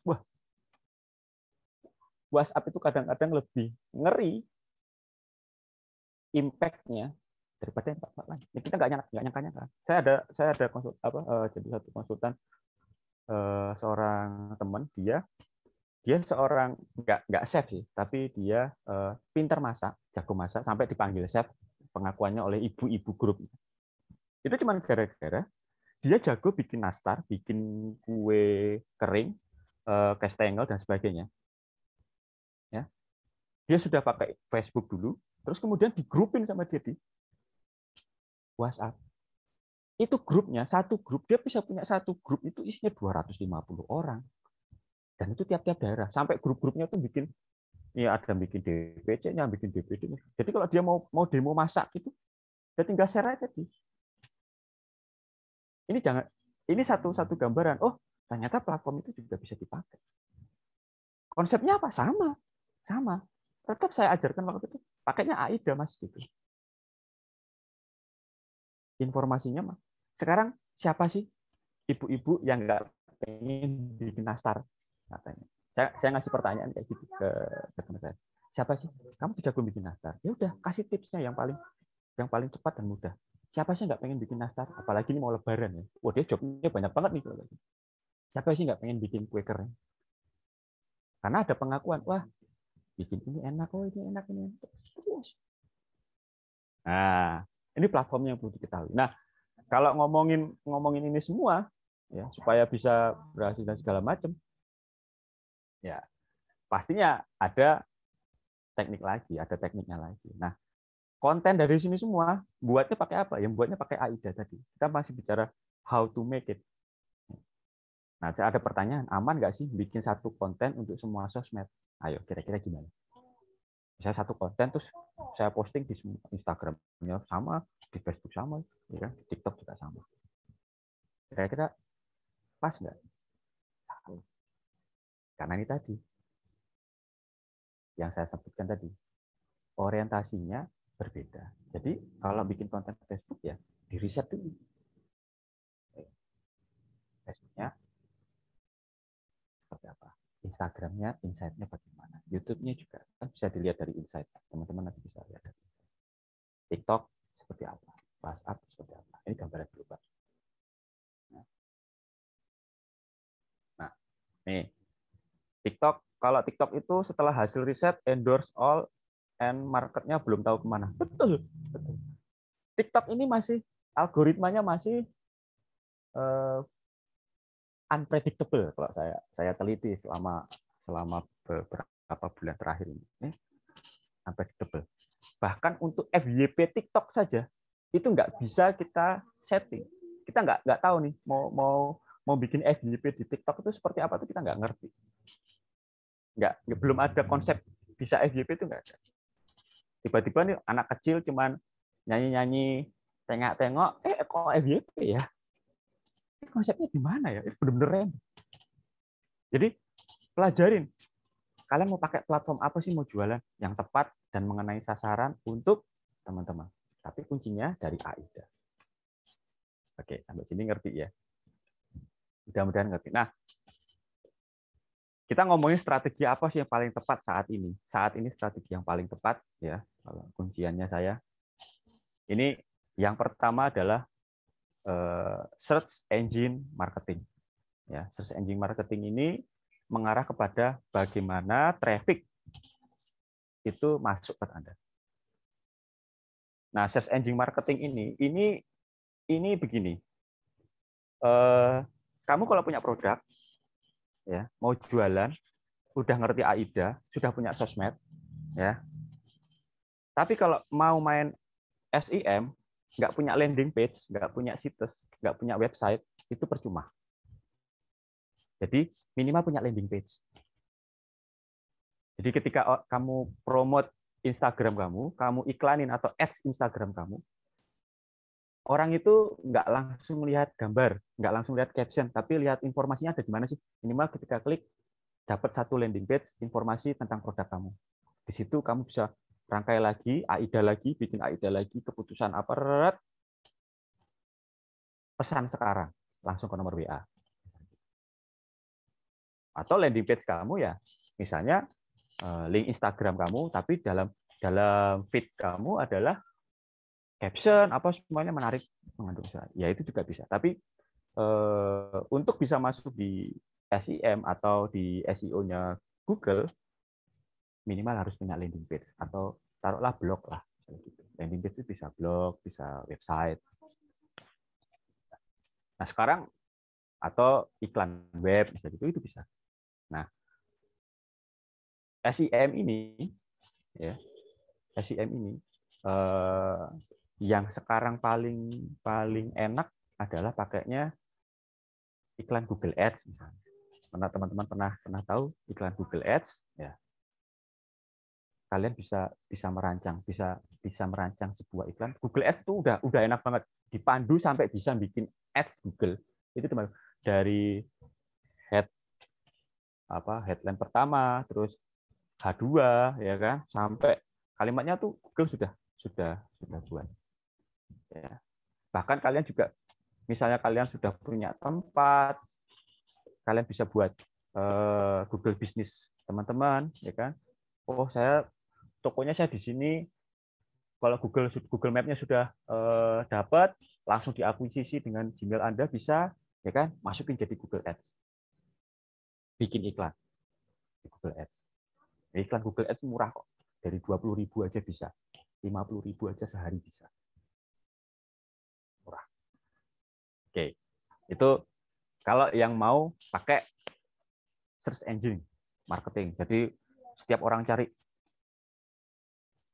skincare terbaik Jogja, ya gitu. Skincare murah Jogja, atau ayam goreng enak Jogja, atau apa? Misalnya teman-teman lagi mau jualan apa? Kampus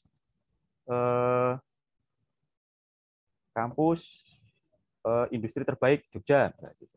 Harusnya keluarnya ISTAKLIN. Kampus lulusan mesin terbaik Jogja, misalnya. Ya. Terus konten marketing. Nah, ini seperti ini. Konten marketing ini, strategi konten marketing itu dilakukan untuk memberikan informasi kepada pengunjung. Karena konten marketing itu ya konten. Ya, namanya konten, ya kamu bisa bikin blog, bisa bikin infografis, ya. Kuncinya tetap AIDA tadi, call to action-nya harus kelihatan. Nah, ya. Terus sosial media marketing. Nah, sosial media marketing ya tadi saya sampaikan tadi sebelumnya. Yang agak old, email marketing. Ya. Pernah kan dapat email terus, misalnya kamu masuk ke situs apa untuk berlangganan informasi ini, atau Anda tidak sengaja next halaman tapi centang langganan emailnya nggak sempat kecentang atau nggak kelihatan. Jadi mau tidak mau email Anda tiba-tiba dapat informasi email dari salah satu web. Ini juga salah satu strategi. Karena di spam email terus, kadang-kadang kita jadi baca. Apalagi AIDA-nya masuk. Nah, ya. Influencer marketing. Tadi ada yang nyebut, wah ya TikTok. Nah, udah main sosial media, pakainya influencer. Nah, sekarang ini tren banget influencer marketing, ini magic-nya marketing. Ya. Produk biasa, kalau influencernya tepat, ya, AIDA-nya masuk, bisa jadi booming. Ya, contoh, siapa sih dulu yang kenal Scarlett? Sekarang jadi orang kenal Scarlett skincare, misalnya contoh. Saya ngambil salah satu contoh.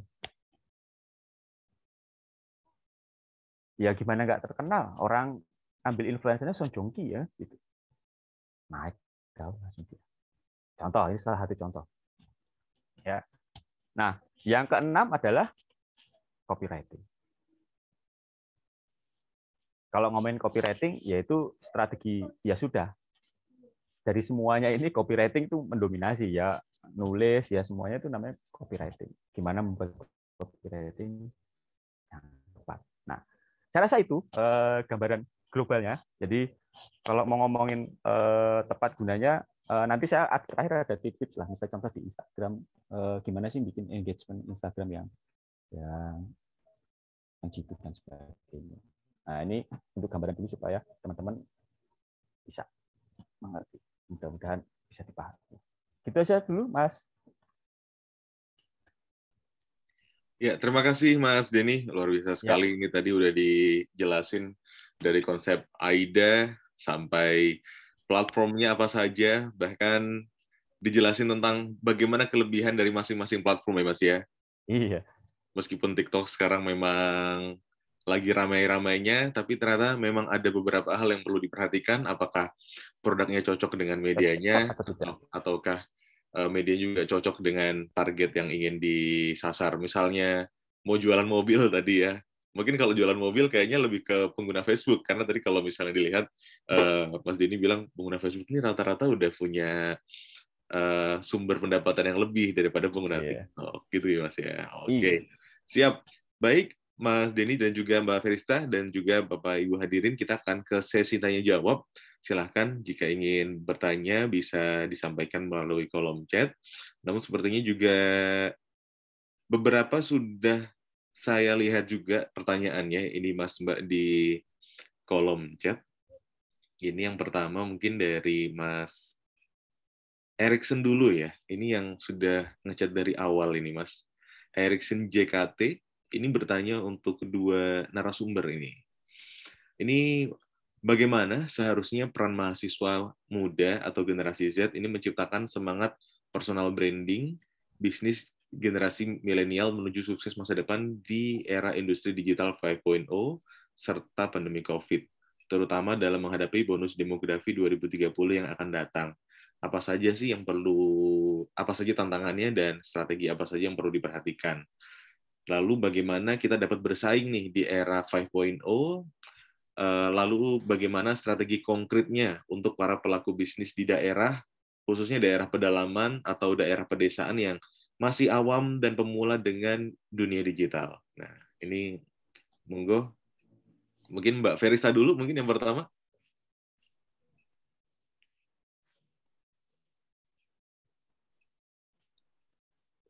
Terima kasih, Oke, terima kasih Mas Arya. Tadi pertanyaan dari Mas Erikson ya, berarti ada dua tadi ya kalau tidak salah saya dengar ya. Mungkin saya mau menjawab yang terkait untuk di pedalaman tadi ya. Jadi gimana sih? Mungkin ada beberapa kendala ya terkait misalnya kalau sekarang kan kita di era digitalisasi kan serba online gitu ya.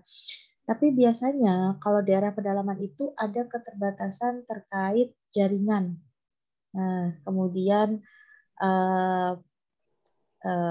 apa ya? Knowledge yang mungkin belum se-booming di ibu kota gitu ya.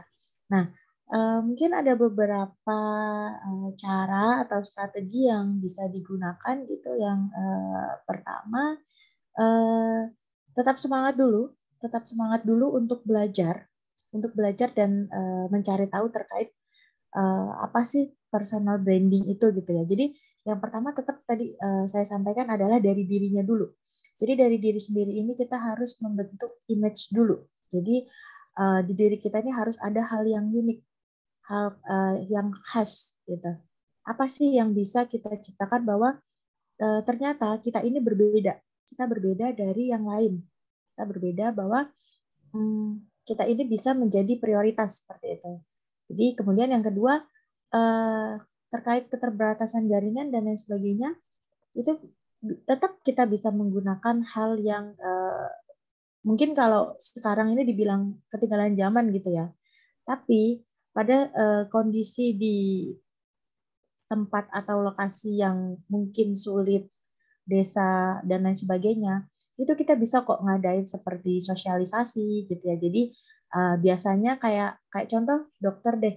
Dokter itu dia datang kok ke pedalaman dan lain sebagainya. Dia tetap men-sharing, membagikan ilmunya. Nah, dengan cara apa? Sosialisasi.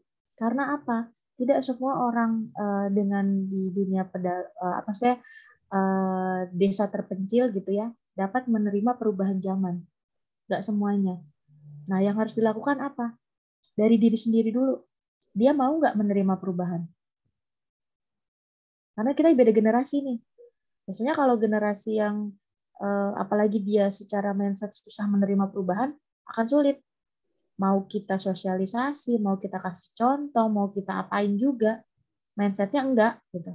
Jadi dia sudah dengan mindsetnya yang di awal. Gitu. Nah, itu akan susah. Jadi yang pertama, sebelum kita menginfluence, sebelum kita mempengaruhi komunitas di desa-desa tersebut, kita yakinkan dulu bahwa kita ini kompeten. Kemudian kita ini sudah punya personal branding yang baik, kita unik gitu. Nah, setelah itu baru kita influence. Nah, yang ketiga adalah caranya. Caranya gimana? dengan kita bisa melihat karakteristik dari audiensnya. Seperti apa? Karena ketika kita berbicara dengan audiens satu dan audiens yang lainnya, itu pasti berbeda. Cara kita ngomong dengan teman sebaya. Oke, kita bisa pakai bahasa yang gaul gitu misalnya ya, yang dianggap keren, supaya bisa mengikuti perkembangan zaman. Tapi gimana kalau kita ngomong sama orang yang lebih tua? Kita bisa dianggap kurang ajar gitu kan. Nah, kita lihat lagi karakteristiknya.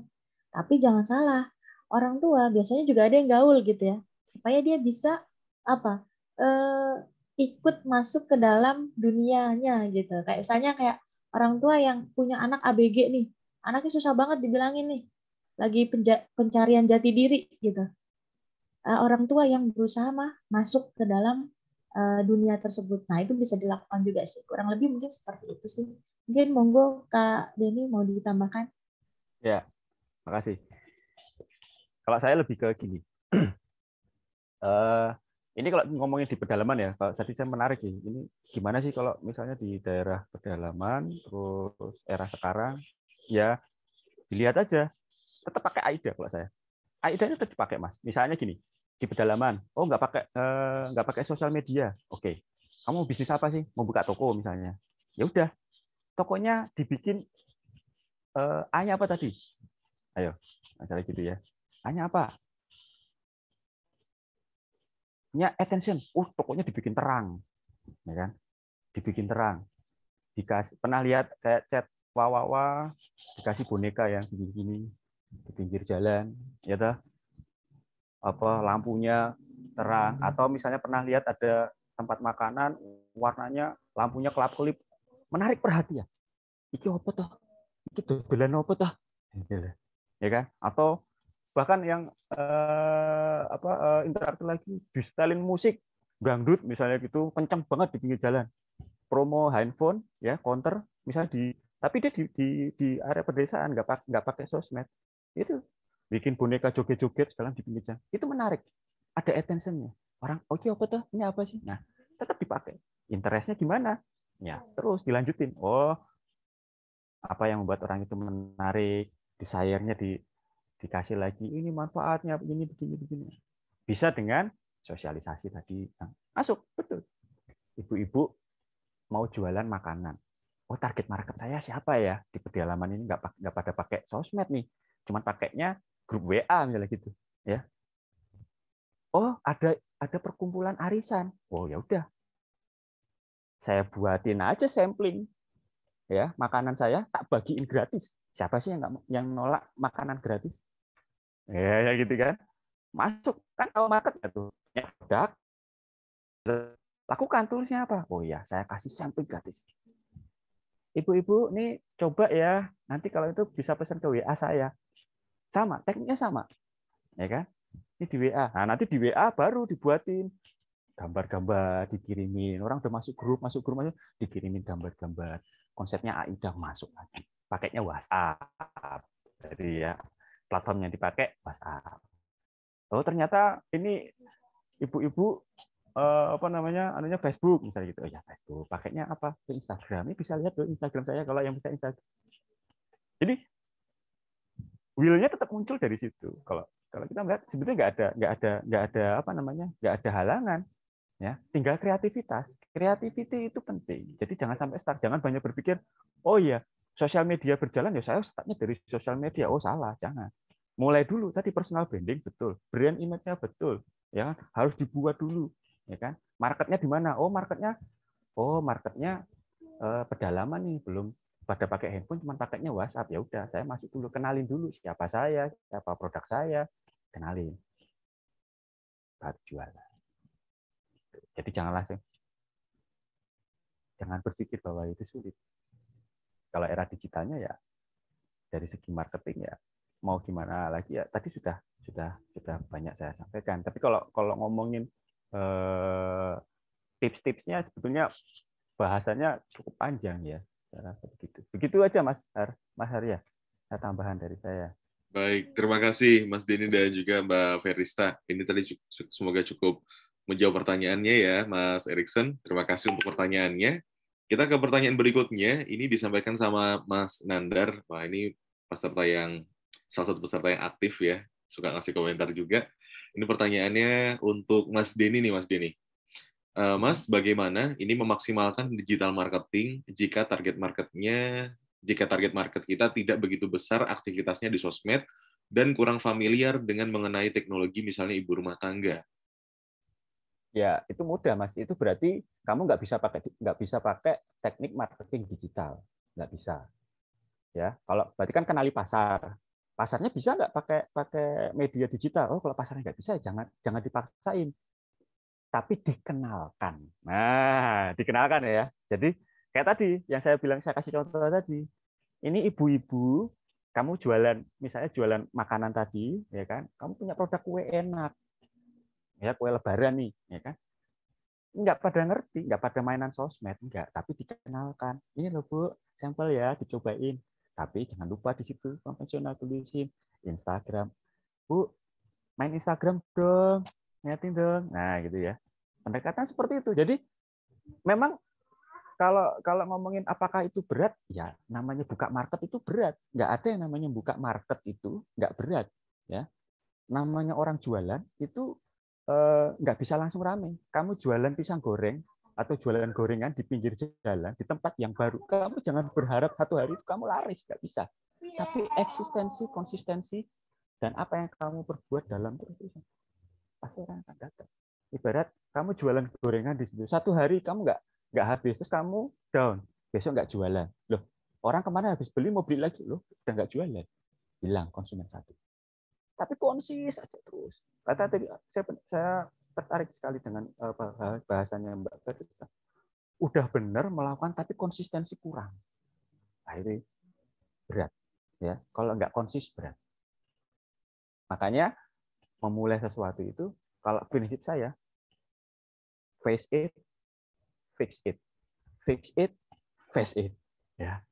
Hadapin, benahin. Habis itu hadapin lagi. Kena lagi, benahin lagi. Hadapin lagi. Selesai. Kamu akan ketemu polanya sendiri. Masing-masing akan ada ketemu polanya. Nah, marketnya akan dapat. Terasa begitu, Mas Harsa. Mungkin Mbak Barista ada tambahan. Baik, terima kasih Mas Denny. Kita akan ke pertanyaan terakhir kita untuk webinar kita kali ini. Ini pertanyaan dari Mas Fransinaga.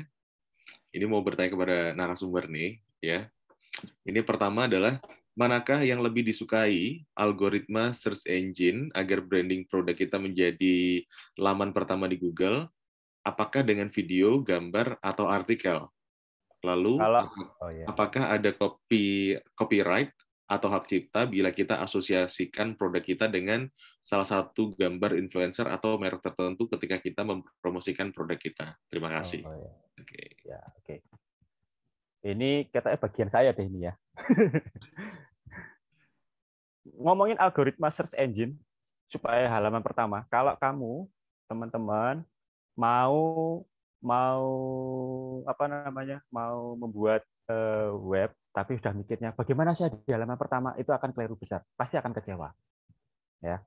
Jadi mindset-nya jangan bagaimana saya ada di halaman pertama, tapi bagaimana saya membuatnya terlebih dahulu supaya menarik. Ya. Pilihan katanya, ya, keyword-nya dipilih, algoritmanya apa? Kalau tadi katakan mana video sama gambar atau artikel. Loh, kalau kamu nyarinya search engine itu teks, ya. Search engine itu basicnya adalah teks. Jadi kalau kamu gambar doang tapi tidak dilengkapi, website kamu atau landing page kamu tidak dilengkapi dengan tekstual yang mengarah kepada search engine, tidak akan pernah muncul. Ya. Baik itu yang organik ya maupun yang di-push by ads. Ngerti maksud saya? Di sini kejawab ya. Jadi kalau ngomongin artikel atau gambar, saya jawabannya adalah artikel. Ya, untuk search engine, kan namanya juga search engine. Ya. Nah, apakah copyright hak kita? Kalau copyright, ya copyright selama kamu menulis tulisan copywriting itu tidak akan ada masalah. Kalau gambar hati-hati ya. Kalau gambar hati-hati. pilihan gambar, ngambil gambar, jangan sembarang nyari gambar di Google, gambar cewek sedang menunjuk ke atas, ya langsung di-download, masukin ke brand kamu, main tempel. Oh, hati-hati, bisa kena hak cipta. Caranya paling mudah apa? Cari, saya kasih link, saya kasih contoh anunya ya, halamannya. Bisa cari di Freepik, ada banyak tuh. Saya salah satu contoh. Bisa cari di Freepik, ya, bisa cari di Freepik. Terus nanti filternya cari yang free. Jangan sampai ada yang gambar gold-nya. Nah, itu boleh kalian download. Mau dipakai untuk apapun boleh, mau diedit, mau diapain boleh. Bebas karena free. Ya. Jangan pernah ngambil gambar yang masih ada watermark-nya. Nah, terus saya sering nemuin tuh gambarnya orang tapi belakangnya Shutterstock. itu itu kalau kita nggak jeli, Shutterstock-nya lihat dan ternyata viral segala macam, bisa kena undang-undang copyright.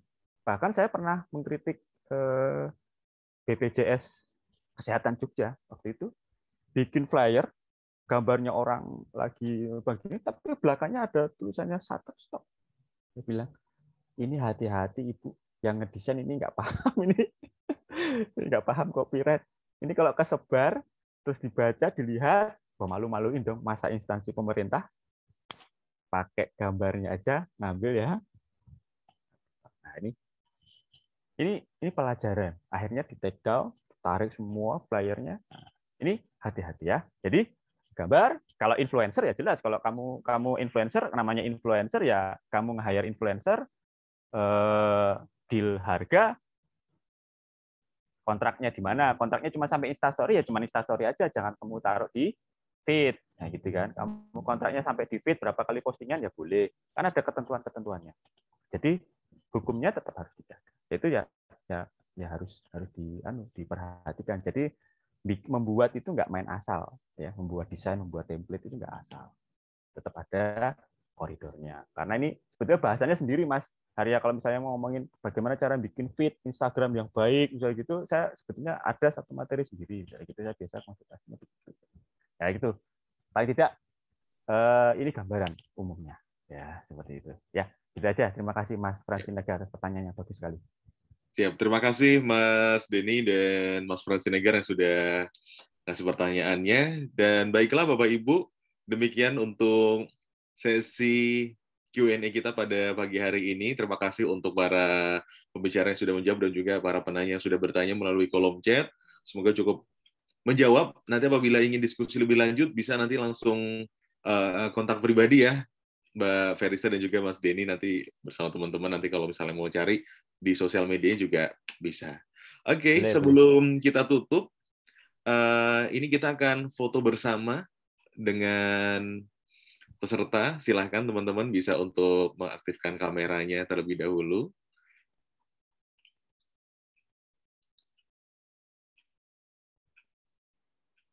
Silahkan, ini ada Mas Bagas Sidik Pamungkas. Halo, selamat siang. Udah siang ya Mas ya.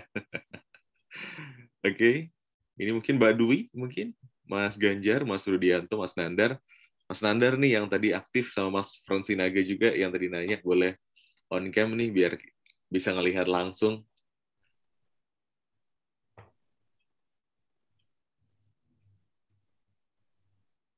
Oke, baik, kita hitung 3 kali ya. 1, 2, 3. Oke, lagi. 1, 2, 3. Sekali lagi, 1, 2, 3. Baik, terima kasih Bapak Ibu semuanya yang sudah berkenan untuk on cam pada kesempatan kali ini. Sebelum kita tutup juga, ini boleh nggak nih Mas dan juga Mbak Ferista, Mas Denny untuk bisa ngasih ucapan selamat ulang tahun ya, ucapan Dies ke-50 untuk IES Tafrin Yogyakarta. Oh ya, boleh. Ya, boleh dari Mbak Ferista dulu. Oke, selamat ulang tahun untuk Dias Akprin yang ke-50.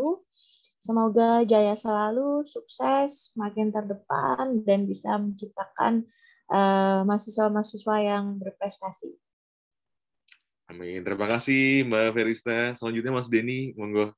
Ya, selamat ulang tahun buat IST Akprin di Natalis yang ke-50. Semoga tetap menciptakan pionir-pionir pencetus bangsa yang lebih baik, ya, generasi-generasi muda yang jauh lebih hebat daripada sebelum-sebelumnya, dan jaya selalu buat IST Akprin Yogyakarta.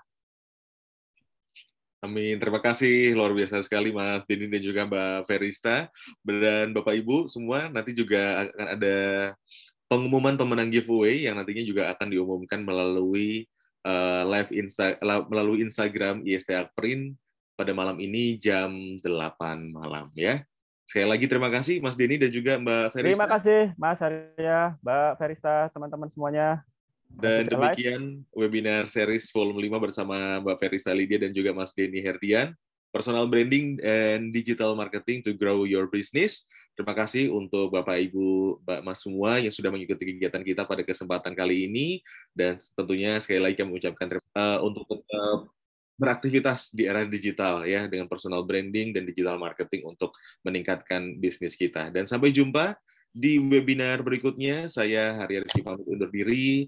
Salam tumbuh dan berinovasi, dan sampai jumpa. Terima kasih.